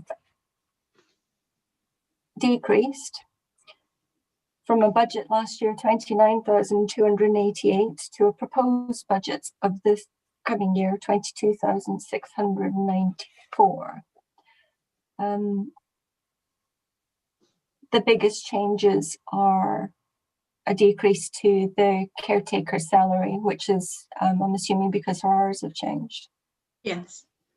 I've also reduced the contribution of the insurance costs from the Village Hall. I've increased them for the pavilion. Okay.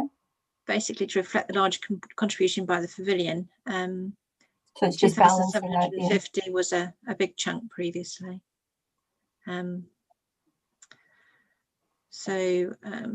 Admin costs have gone up, you will see, generally by 2%, but higher for the software. Audit fee is the same. The water supply and waste is based on the 1920 accounts, where I could reduce the budget provision, but the electricity and gas has needed to go up quite significantly. The waste bins, again, based on actual costs, are a bit lower than the budget provision. I put that in when the new contracts were in as quite a big catch-all. Cleaning is the same. The council tax and PRS PPL has reduced because the PRS has been found to be significantly lower than expected. Fire safety is the same, and the building maintenance is a big reduction. I've only put £1,000 in, but I have left a provision. There's a big number in capital projects for Village Hall maintenance costs. Yeah, so the assumption is that there will be big work done to the Village Hall rather than lots of little work. Yes. So that's made quite a big difference. Does the chairman of Facilities and Grounds have anything to add? Absolutely not. Can I just ask a question about? I'm just anxious that we should proceed fairly soon towards some capital projects and grants, to be honest. Yes, I'm keeping an eye on time. Can I come back on something on this before we move on from it? Sure. We've got the total cost of the Village Hall, the cost 22,694. I don't have a document that shows the income from the Village Hall, other than the Appendix C summarised budget, which is showing there that the Village Hall is going to cost us net 19,500, as opposed to 22,694. That's a difference of 3,194.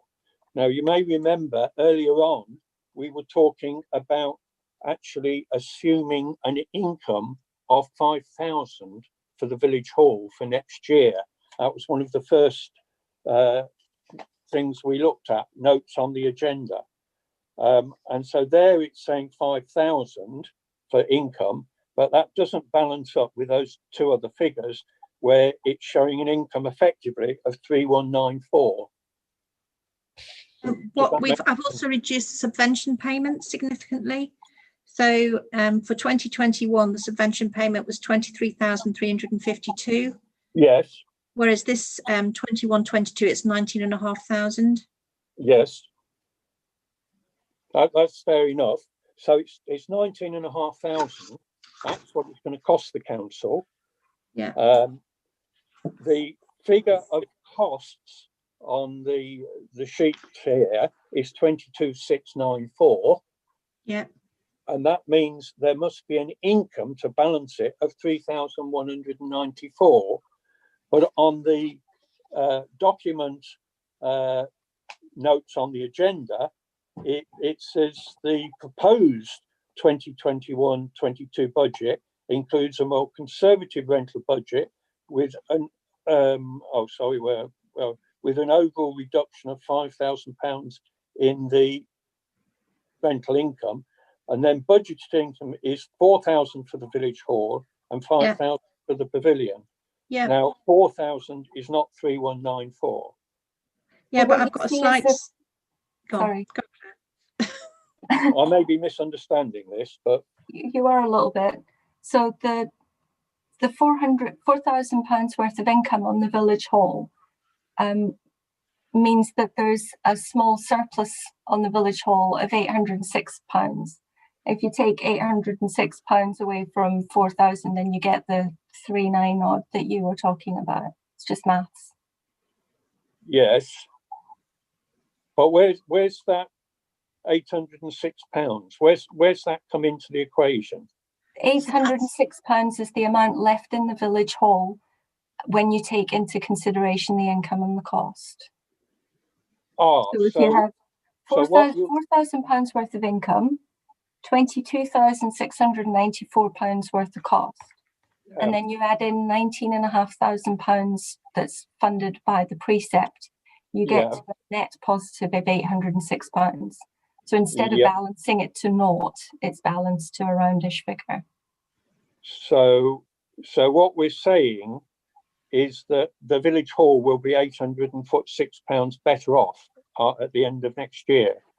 If we meet that budget, yes. Yeah. If we beat the budget, it would be even more better off. Okay. I always thought the subvention payments were the amount we had to pay to balance the books. Yeah, yes, we're not but balancing it to the penny. We're balancing it to within a small margin. Okay, I'll accept this. I'm sorry, I'm still a bit confused, but I won't pursue the argument.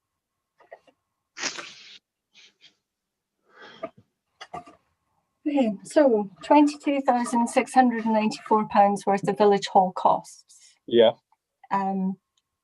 Does anybody have any comments to make? Fine. Thank you. All right, so we will take them as read. On the pavilion, we're looking at a budget for the coming year of £24,601, which compares to last year's or current year's budget of £21,125. And the increases there seem to be in staff costs. Caretaker, is that more time spent on the pavilion than on the village hall? It's two different people. So we have a caretaker pavilion, and I've made a moderately generous allowance for that of 5 hours per week. Assuming maybe a bit more activity, so that's one that could be beaten. Marvelous. And then I've increased significantly the insurance provision, just reflecting the higher value of the pavilion. The admin costs have been increased slightly, a bigger chunk for IT and software, which I've taken out separately because it's a now significant item. And then again, the water supply and wastewater is reduced, electricity is down, and the gas is up. Gas has been more expensive, and equally the waste bins are up. Consumables are about on a par, but I've put a bit of an increased provision. And then the council tax has now come in as much higher than expected, at about £500 after subsidies. So that's increased that budget item. Fire safety is based on recent quotes, and building maintenance has gone in because it's now a bit older and there's a bit more damage going on, as requested by Sarah. And then the other servicing I've itemised down here is based on quotes received. So costs in 2021 really, and the boiler cost because it's not been serviced yet for 1920. Okay.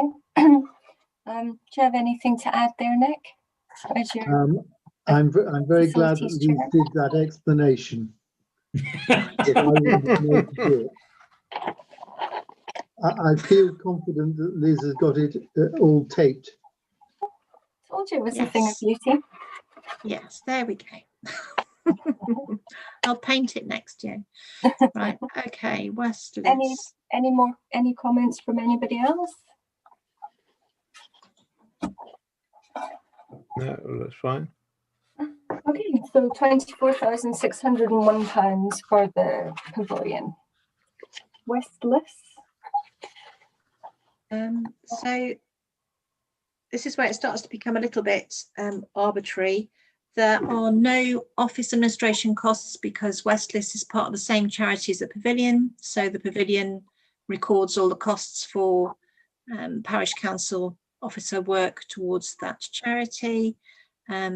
These numbers here are based on historic division of labour that was estimated for the Westliss. And it's a little bit historic because it talks about ground staff and office staff. That's there. No audit fee because that's covered by the pavilion costs, and then we get to more grounds related costs which are applied to the Westliss pitches. So it's just nominal amounts to some degree. The grass cutting is separate. There's a separate direct payment made for grass cutting at Westliss, and for 1920, 2.3 thousand costs were there, so I have reduced the budget slightly. This is for 21-22 because obviously this year costs have gone down a little bit as well, and then these costs are pretty much as previously, so it has gone down slightly. Yeah, and the biggest change there is the grass cutting reduction. Yeah. Anything, Nick? No. Anything from the Okay, No. £11,392 it is. Okay. Allotments. They've gone up a little. Yes. So Training. I think I've basically, the IT software is the one that's, and the training provision I've now included for the allotments. So there's quite a big training cost burden this year, and I've put a little bit across the charities, which previously wasn't the case. And then the water supplies as previous, because this amount covers the budget amount, covers the costs as they have been, and water costs are generally a bit more stable than gas and electric. So not a big change really. Anything, Nick? Oh, No. sorry, Liz. All right. No, that's fine. £7,483 it is. Okay. It's 10 to 9. Should we agree an extension because we're not going to finish in 10 minutes? Agreed. Yeah, agreed. Yeah. Okay, Yeah. so thank you very much. Right, so grants and donations. This is the notes are here if we need to refer to them, but the key bit is the organisation and the amount applied for and the actual award they received for 2021. I've put the numbers in here already purely and simply so I could add up the summary budget figures. So that's for discussion. So we have, if we go to the bottom, we have a total request of 22,000, which has been reduced to 14,000 purely by the crossover 10,000 request being reduced to 2,000, which I've put there. So there was some discussion this afternoon that the crossover always asks for lots and it always gets reduced. Is that the case this year again? Yes. Okay. Or it always asks for lots. I only know 1 year's history of this, but that's what I've been advised, is they always ask for big chunks. Yeah, they historically have always asked for a lot. Yeah, last year they asked for the same amount and they got what we're offering them this year, 2,000. If you notice their operating surplus from their accounts, last year they had an operating surplus of 3,264, even with our reduced grant award. So they found money from elsewhere if they needed it. If we shift that out of the way. They do get money from Hampshire County Council, don't they? Mm. There's one paid post, I think. Yeah, they get a bulk of their income from Hampshire County Council, but nowhere near enough to cover their costs. So. No. Mm. They've One of the points here, they've always asked in very general terms for a much larger sum, admittedly related to their outreach work. It might be a bit different if they put forward a costed proposal to us as something they wanted to do, but they've never actually done that, as I understand it. It's always very general terms. That was exactly the reason that I did raise it today. I had been hoping that their extremely large request was based on some very creative and radical proposal to help with some of the issues that have been arising in the village involving young people. But I could see no evidence of that. I mean, more generally, I just find the whole thing very static, all the others, and was disappointed not to see more sort of imagination being shown in terms of seeking our funding. I just wonder whether it's too late to do it this year, but whether we should review our whole approach to grants before next year.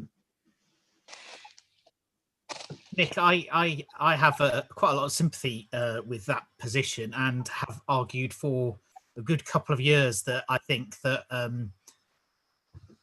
people apply, generally the organisations apply because they assume that they will kind of get the money. We did review the grants policy a couple of years ago to try and encourage bids, and I suppose my only reflection would be it will require the parish council to implement and enforce its own policy in terms of what the sort of bids it sees and the outcomes it wants to see, if we are to kind of change how we spend this money. So, and I guess what I mean by that, just to be really clear, is we'll have to turn people down if they don't put in good bids. And historically, as a council, we've not quite found the appetite to do that, I don't think. The application forward is also 1A4 with a very small box of probably about 5 lines for people to describe what the grant's for. Yeah, so maybe we change the whole application form.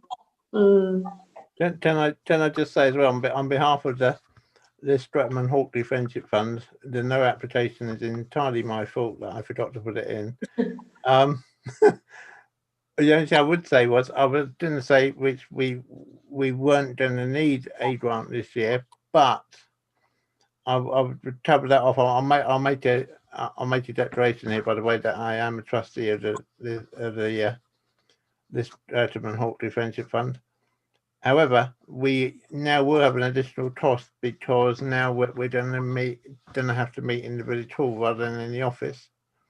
And as I understand it, unless I misunderstood the emails that I saw earlier in the year, we're going to have to pay a higher fee for the village hall. Then I would hope that if at some point we are actually able to meet in there and we do have to meet and pay the rent, that the council may look kindly on a grant to cover those costs at some point. Certainly, if you apply. Yes. Well, yes, yeah. I mean, I took that bit as a given, but yeah. But that's a fair, but it's quite an important point, and to pick up the points made by Nick and by Andy, if I may, We did review LPC, and actually we have moved further forward. For example, when I joined the council, we would give grants to organisations that had grants before, even when they hadn't applied again. You know, assumed that they'd have their grants. We've got tougher on that and said, well, no, basically you've got to make the case. We've also tried to encourage some organisations to put in for a grant who hadn't done previously. But it's surprisingly difficult, in fact, to get organisations to do that. One I see which isn't there, which I'd hope would be from the Arun and Rother Rivers Trust, who have been wanting some money, and one has said, well, the starting point is actually to go through our grants process. One do that to them, but they don't seem to have taken that up, for example, which is a pity. So I do think this is something we ought to return to during the course of the year, but we have been making some progress in terms of what we're doing with these grants. It may I be mentioned that when we have the SIL funding and have developed an approach to inviting proposals from the community, that organisations will see other organisations successfully bidding for creative and new initiatives, and that may stimulate a bit more creativity amongst our usual customers. Yeah. It also depends on the scale of the application. Some of these bodies are only asking for £100. But the grant policy says exceptionally, applications will be considered for use of the parish council facilities, such as the village hall, at reduced or no cost. So that's an option as well. Can I follow up what Keith said about the Friendship Fund? I think we should restore that £100 and maybe make it subject to getting the right documentation from them. But I also want to speak about Rake Village Hall. We have in Liss 3 village halls, in quotes. We have the one that we normally have our council meetings in, and we've got the pavilion, which is in effect a village hall, and those 2 cost us just shy of 40,000 a year in subsidy. We also have a 3rd village hall in Rake, which last year we gave £450 to. Now, my understanding is they have now applied by email for that money. I didn't realise until I looked at these papers on Saturday morning that they'd been left off. It's one of the organisations that's run by people as volunteers. They have 1 employee, which is the caretaker. Okay, part of Rake is in the next parish, but part of it is in Liss. And the last time I looked at it, the next parish were being far more generous than we were, and even though they're a much smaller parish.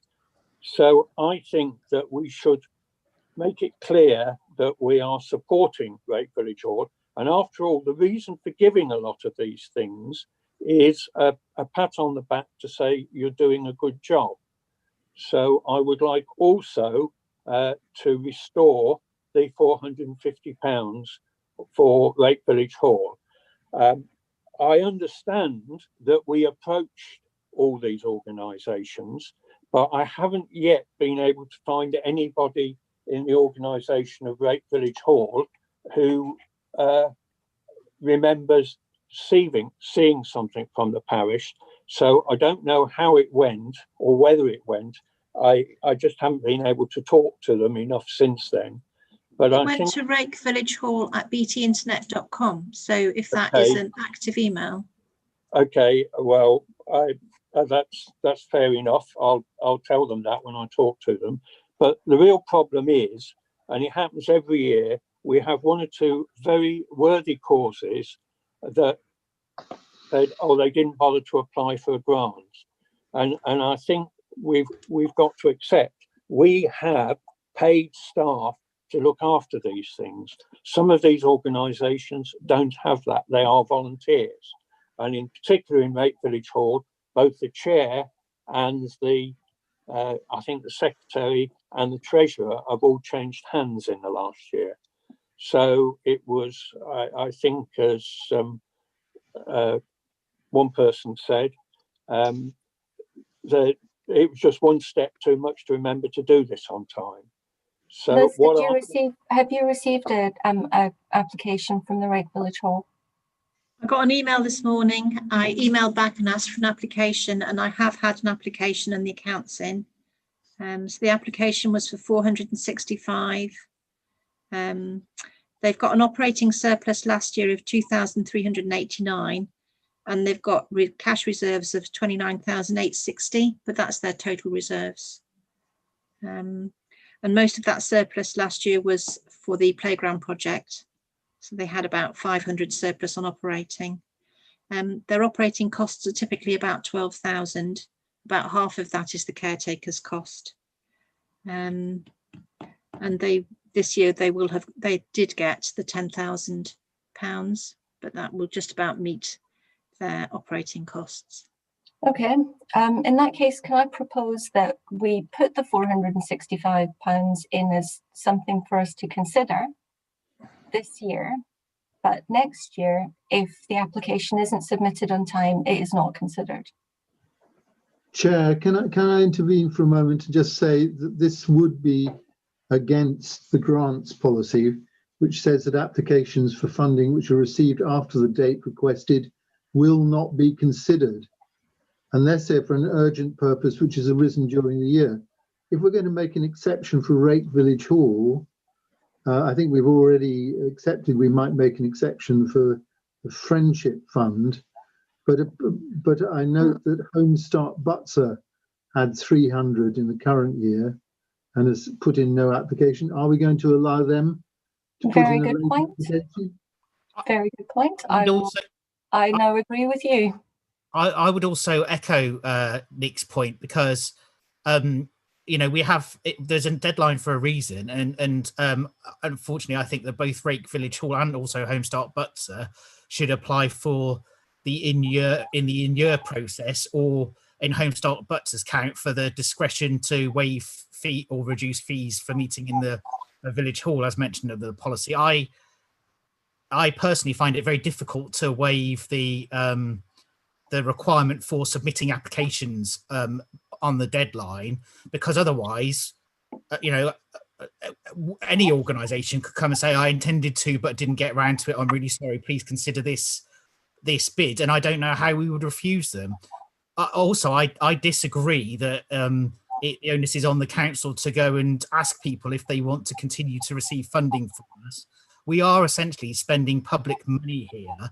Our grants are entirely discretionary, and individual organisations should be able to have the ability to submit an application on time for funding. If they are unable to do it, obviously it's not important, or something that they need to function. So my strong view is I don't think we should include funding for either Rake Village Hall or Home Start Butser, and point to the relevant bits of our policy should they want to be considered in year or for reduced funding, reduced rates for the Village Hall. Thanks, Andy. How do you come down on this, Roger? Well, I think I find myself agreeing with Andy. One needs to go back to the point whereby we had, frankly, very sloppy arrangements over grants, and we said we had to tighten up, and we needed a clear expectation, and people did have to time.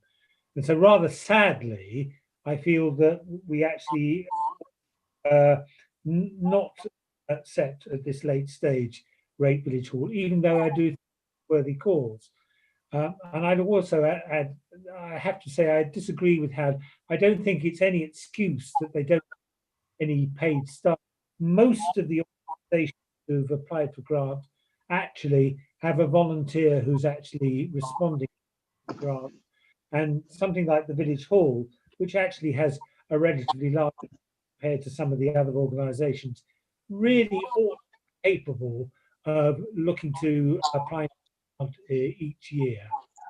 So it is hard, I think, but I feel that it is consistent with the approach that we're adopting, that we need to a more professional view of how we give out grants. Thank you very much, Roger. Leanne, do you have a particular side of the fence for this one? Sorry? Do you have a particular side of it? But I do think that our grants policy needs to be more visible on the List Parish website. It's very difficult to find the charitable organisations. You really have to dig deep to find. So you know. In response to that point, Leanne, I did send all our community contacts were sent the details of the grants application procedure, and it did go on social media. So we did actually advertise it, I would say, a lot more than we usually do this year. Right, but in general, it can be hard to find. The List Youth Fund, for example, when I went to look where to find it, I had to click on various things before I found it. Somebody that's not familiar might find it even more difficult. Can I just ask a question as well? If we're going to be strict on dates, and I didn't sort of follow the logic on that. Does the List Heart Charity Trust come in after the date as well? It does, yeah.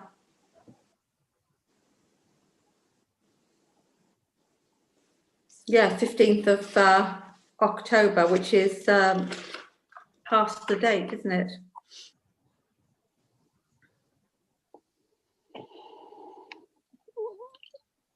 My personal feeling is that when we're dealing with voluntary organisations, it's all very well to say, well, they should have somebody responsible for this, or they should have somebody responsible for that. But it's busy people. Keith said it was his fault the Friendship Fund didn't put anything in because he was busy. Quite accept that. I did remind Rake Village Hall some time ago, but I haven't a clue how long ago, that they needed to put something in. And I thought that message had got through, but it obviously hadn't. And I think, you know, they save us a lot of money. If the Rake Village Hall Trust closed down, would we just turn around and say, well, we know it's in List, but we're not going to have anything to do with it? Or would we be in a political position where we'd have to dive in to try and keep it going? And whichever of those two options you pick, it's going to be difficult for the council. At the moment, we get a huge benefit from the people who do all the work there. And as you've mentioned, there's only one employee, which is the caretaker, who also does the bookings. So I think, yeah, okay, we have the rule, but it's very bureaucratic to say, oh, there's a rule, it must not be broken. I think we've got to have some humanity in the way we look at these things. And yes, if Home Start Butser come back and say, sorry, we forgot to put this in, or we didn't put it in for somewhere, I would be in favour of giving them the £300 they had from last year. So Thanks, Home Start Butser. I received an email from Home Start Butser saying we've missed the deadline. Can we have an extension? I said it's not within my power. It will be for the Finance Committee to decide. But I said if I were you, I would put in a late application because at least it will go forward. And they didn't submit anything. So even though I invited them to submit a late application for your consideration, they didn't submit anything. So they're very much aware that they've missed the boat. So how long was it, Sarah, between you you sending that out in this meeting? It was before the It end was of actually before September. half term, so I mean I could check the date, but it's before half term. So there was time. We need to decide this one way or the other, and I think we have a policy set out for a reason. We have an exceptions policy for if people need in-year support for a reason, and we this is about spending public money, so it's not us making individual charitable donations. This is us using money that we are taking from residents to give to organisations, and I really don't think. Yeah, but it's organisations that support residents. Yeah, absolutely. But Leanne, we are not asking people if they want to be taxed to give money to these organisations. If we have a policy, residents will expect us to apply that policy when we give out grants, and would rightly question us on why we are giving money to people who've not met the policy in contravention of it. I would imagine our auditor would have questions about how people qualify for this. So I would strongly suggest that we follow our kind of published policy and direct people to the ability to make in-year requests for reduced rental of the village hall or an in-year grant request. I think it's really that simple. We can't be non-compliant around finances and spending public money. It's really, really important. Can I just say that I was very persuaded by the point that if we do it for these particular organisations who are sort of on the inner circuit, we know them and have historically supported them. What about other organisations who might suddenly spot the fact they could have applied and then ask? Are we going to make it open to them as well, even though they've missed the actual deadline? Yes, definitely, because, well, we always have had a provision, and it's been reduced from £3,400 to £1,700 this year, and also some bits taken out of that which weren't in that before. But yes, we've got to have some humanity here, and I think one of the problems that government in general is often criticised for is not being flexible. And I know this from my business career, that you just had the bureaucratic subclause 6 says this. We are trying to say, well done, you're valued. And if we turn around to these people as a policy and say, oh, you missed the deadline, tough, we can't do it, then, we haven't got that humanity. And people get disheartened, and, it doesn't help the village. And as I've said, the problem with Rake Village Hall is supposing that trust goes down for some reason, and it's not one that has huge amounts of money in reserve or anything like that. If we do that, what do we do as a parish council? Do we take over and run the hall, or do we just let it go? I think we need to encourage people to apply by the deadline. Agreed. To be some flexibility. I think the important thing is actually not the cut-off date.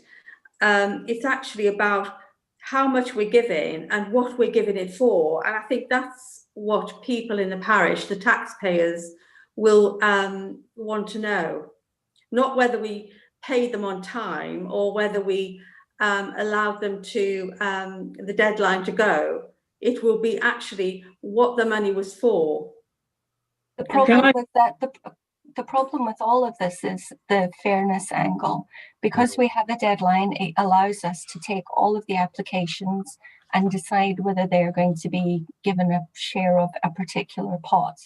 If we have them piecemeal, you will end up spending all of the grant money within the first 20 minutes of the year and not have anything left forward because we would say to them, unfortunately, the deadline is passed and our pot of money has been spent. That is very different from saying we can't consider it because you've missed a deadline. Can I suggest a possible way forward here, which tries to keep to the issues of fairness and the need to try and have some discipline on this, with the fact that we still try and respond to people? I'd be very tempted to say that we make a decision today on those cases where they've actually made an application in time, and then anybody else who hasn't made it in time, we enabled them to apply under the head of a late application. Yeah. Because we do have the heading of late application. And so that would enable things like it would include the Heart Charity Trust, which was late, as well as the Lake Village Hall. But so could you think about it a little bit more if they wanted to?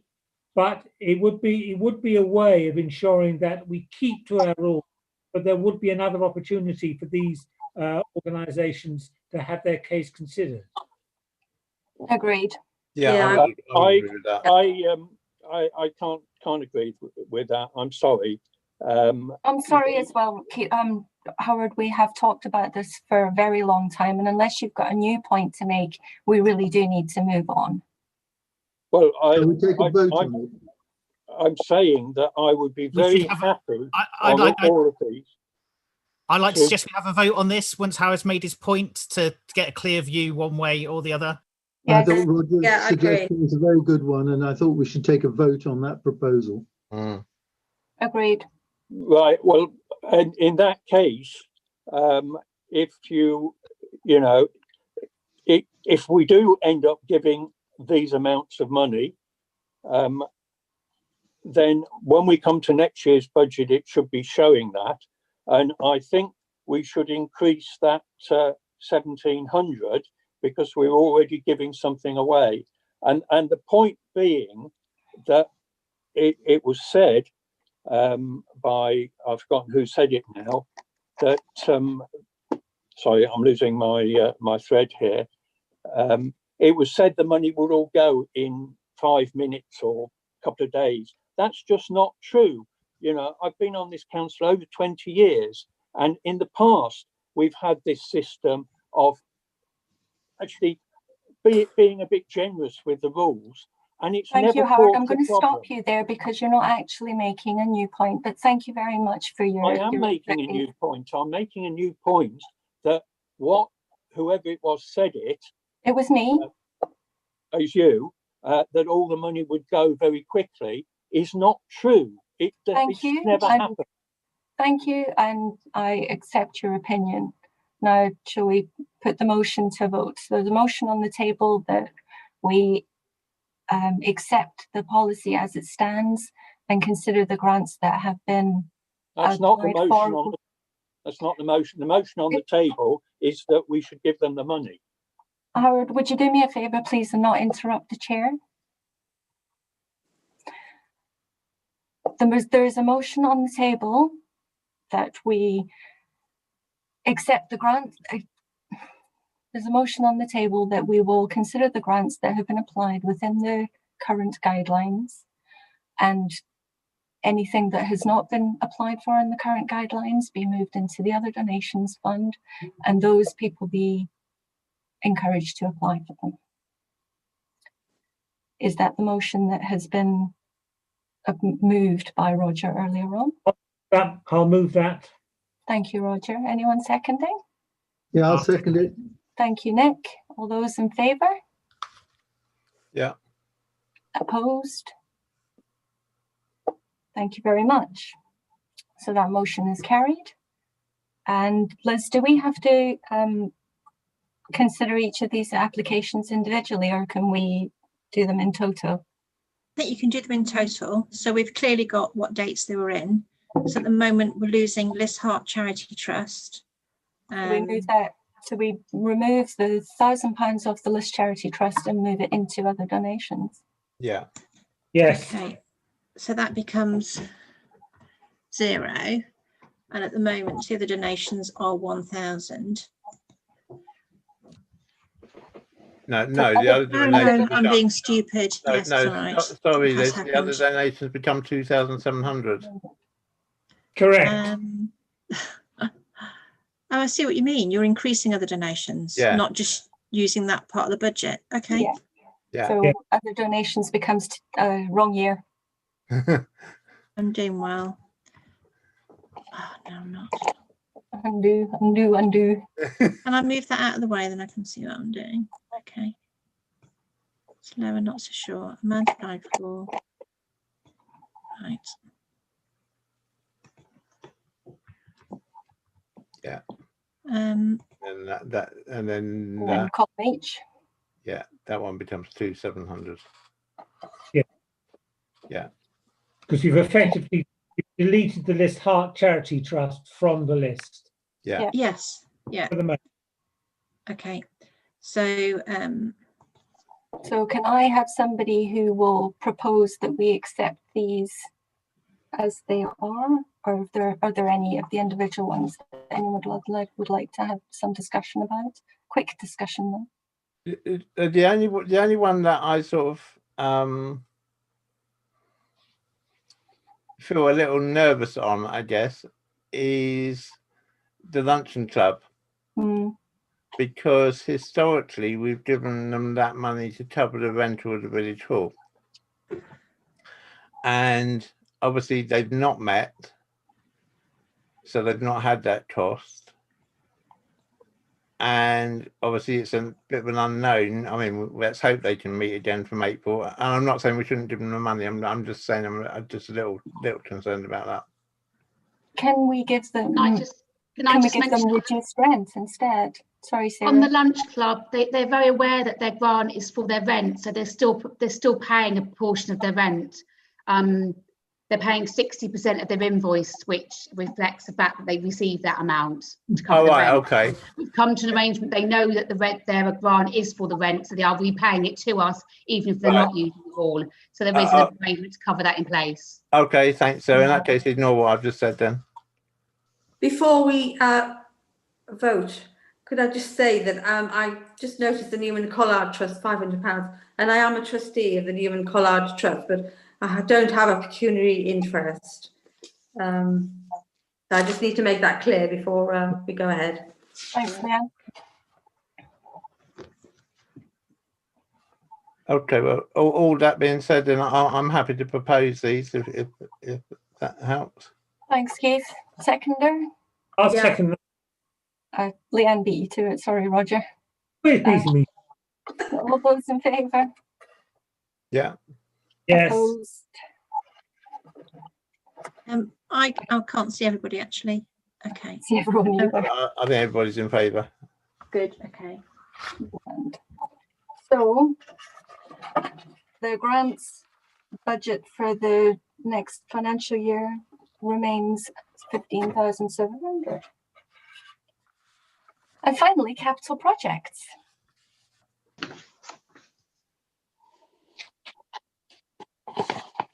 Yeah, you'll see that there's a slightly new way of presenting these this year. So the entire capital project budget has been arranged by funding type, if you like, to take into account that we will have a bunch of self-funding and various other grants that should come in. So the budget that we are considering this evening is the £32,048 in column E, which is largely made up of pavilion loan servicing that we don't have very much control over. So the only things in those budgets are the usual Christmas things, which I would say we should keep because everyone is going to need a little bit of Christmas cheer, and a Christmas tree is the least we can do. Hanging baskets and other planters. I'm a big fan of Listen Bloom. Yeah. Yeah. Can I just ask why Christmas trees and hanging baskets are in capital projects and not just the normal budget? They always have been. But why? Yes. I think it might be that the hanging It's not a baskets one-off. at some point was a capital project when you put a lot of new hanging baskets. Now it's not a capital project, not a one-off project, is it? A one-off expenditure. No. Now it's an annual expenditure. So even if it has always been like that, maybe it's time to shift it into one of the other areas. In the new accounting system, it stands alone. They stand alone at cost centres as other Okay. parish activities. Okay. Yeah.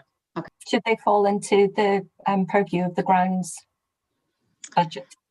They have in the accounting, but I just carried them forward because it compared them to previous years, really. No, well, it doesn't make any difference to the bottom line, but for presentation purposes, should we move them out of capital budgets and into grounds? Well, you don't have to do it right now. I was going to say I would agree with that overall, because this confuses what is capital and what's revenue spend. Yeah, I agree. Yeah. And we need to be really clear Yeah. on what is capital investment and what is kind of revenue spend on day-to-day maintenance or day-to-day purchasing. So I don't think we need to do it for now, but I think we should get into the discipline of being a bit more clear about what is capital and what is revenue going forward. Yeah. Okay. Yes, let's agree. I think as well, the only thing that I find difficult with this as it's laid out at the moment is not really knowing what we already have in reserve for some of these. Yes. Oh, in fact, I've just spotted it on the right hand side. Okay, I'll shut up. It's not all there, Keith, and I need to go through that in detail. Right, So I have to come back to you on that one. Aren't we taking out new signage for the pavilion? Was that in one of the emails? There's a whole list of changes which I put through in an email earlier on. One of them is that these council room improvements at 1,250 are deducted and do not become part of the capital project list or the budget for 21-22. There is a request that for the play equipment and safety, a budget provision is made because in case there are funding limits for the major expenditure plan for Westliss. Mm-hmm. And then there's also the taking the signage for pavilion out, so that can come at a later stage and be a request to reserves. So that would... Could I ask what the new signage was going to be? I've no idea. I just put a nominal sum in because I have no quotes. It's for a sign on the roadside, Leanne, Right. because people from outside the village have said they find it difficult to see where it is, particularly at night. Okay. Yeah. Is that sign where nobody can decide what the design of it will be? That's the one. Yeah, that one. The design was put forward, which wasn't approved of in facilities. I think we go back to look at alternatives, but not urgently. I think we should make it red flashing neon myself. Because there are enough lights. I'll second that motion. Can we have a vote on it, please? Shall I deduct 2,000 from the budget for the signage? Yeah. Yes. Okay. What about deducting 1,250 for council room improvements? Yeah. Yes. I discussed that with Sarah earlier today, and it sounds to me as though it won't be in the coming year that is needed. Okay. You were going to add 3,250 somewhere else. I just can't for the life of me find it. I was going to add 2,750 to play equipment and safety. Okay. Yep. There we go. Yeah, that makes sense. I was also going to put 5. Oh, that's right. That's in. Oh no, wait a sec. Where's that? Bum, bum, bum. That's all right. It's budget elsewhere. That's okay. Okay. Yeah. So 31,548. Yeah. Can I just note that we are quite rightly for this budget only agreeing that column, but I think the other two columns about other things funded in other ways will, of course, we will need to return to. Yes. Who will Will they need actually full come up council with- approval? Yeah. Yes. And one or two probably need a good discussion in the project review group as well. But one will need a view, for example, from facilities about things like replacing Land Rovers and things of that sort and so on. So there is a process. That's all I'm noting. Yeah. There is a process Thank you, that will Roger. need to take place. Yeah, the other thing on that is when SIL money starts to come in, which I know is being delayed, there might be, excuse me, a conversation as to whether we pay a bit more off the loan rather than spend all the SIL money on current things. I'm not Yes, saying to do that. we have made a public commitment to look at that when SIL Yes. money comes in, as Yeah. to whether but it depends on, if you like, the financial advantages of doing that, and that will depend on things like interest rates and so on at the time. So Yeah. No, difficult to I make a clear appreciate view. that. Yeah. Right, so let's see what this does to the bottom line. See what our final number is. Are you happy for me to put the Westliss in as 130,000? Yeah. Which Yes. is an amended figure I was given. Okay, so if we go, here we are. So at the moment we have a total running cost of 221,096, less interest. So that would need to be supported by a budget, I suggest, of 221. Yeah. Good. I'd be tempted to make the precept 222 actually. Well, what's the effect? What's the effect on the precept? Well, if it's 221, it would mean a 1.2% increase per band D dwelling equivalent using the 2021 figure. Uh-huh. If we use the 2019-20 figure, which was higher, it would be a 0.52% increase. We don't know the figure yet, do we? That we're No. going to have to use. No. No. So what was the first one? What would 222 do? The first Um, one. 1.28, Howard. Thanks. Well, I could live with 1.28. So if it was 222, the overall figure, what does that do for the precept? And that gives 1.74. you 1.28 goes to 1.74. And If we use that will be compared with an inflation rate at the of moment of 0.7. That's in September. Will it necessarily be the September one that we have to take? It's only, I understand, policy that the budget's increased against the September CPIH. So I don't know. I would assume, sorry, Keith might know this. What would EHDC compare their? EHCC's case, we've used January's, but Right. Well, that's the point. They'd be silly us using a different date. If January is what the HDC are going to make comparisons with, the logic is we're doing the same thing. Yeah, I agree with that, Roger.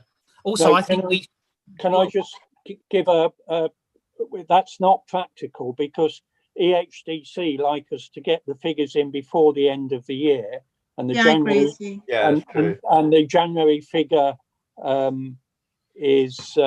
doesn't come out till late February or whatever it is, maybe. Yeah. But the other thing is, year on year, we've always used the September one, and if you start moving that, you get the complication of it's a 14-month or a 15-month or a 9-month. Yeah. So I think it's better. I think for our purposes, we stick with September. Okay, I will shut up then. Shut up. But I mean, I personally feel comfortable with an increase of 1.74% because it's still under 2%. Yeah. Yeah. At 1 point something I can live with quite happily. Yeah. I mean, it might well be that the 1920 figure is more accurate with the True. I mean, timing we for know the number of the bands Antlers Ash. dwellings. Yeah. Yeah. But both of them are good numbers. I think we've looked at so much detail. I think they're achievable numbers for running costs. Yeah, you've done an amazing job on this, Liz. Yeah. Yes. Yeah. Okay. What I would like though is Liz to produce a corrected sheet for that to be circulated to us.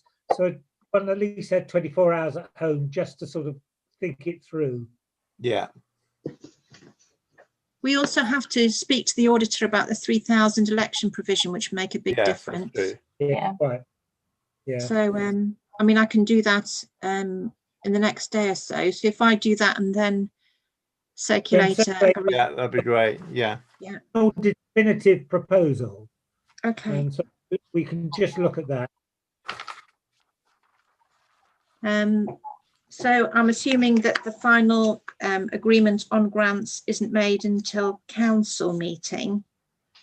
So I'm not advising anybody apart from perhaps telling Liz Hart Charity Trust that they have to apply for a later tranche. Yes. Yeah. Okay.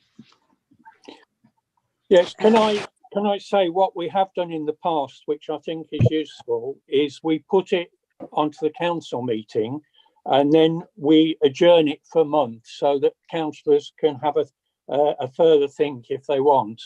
Now, 9 years out of 10, they don't have a further think, but there was 1 year in particular where views changed quite a bit over that month.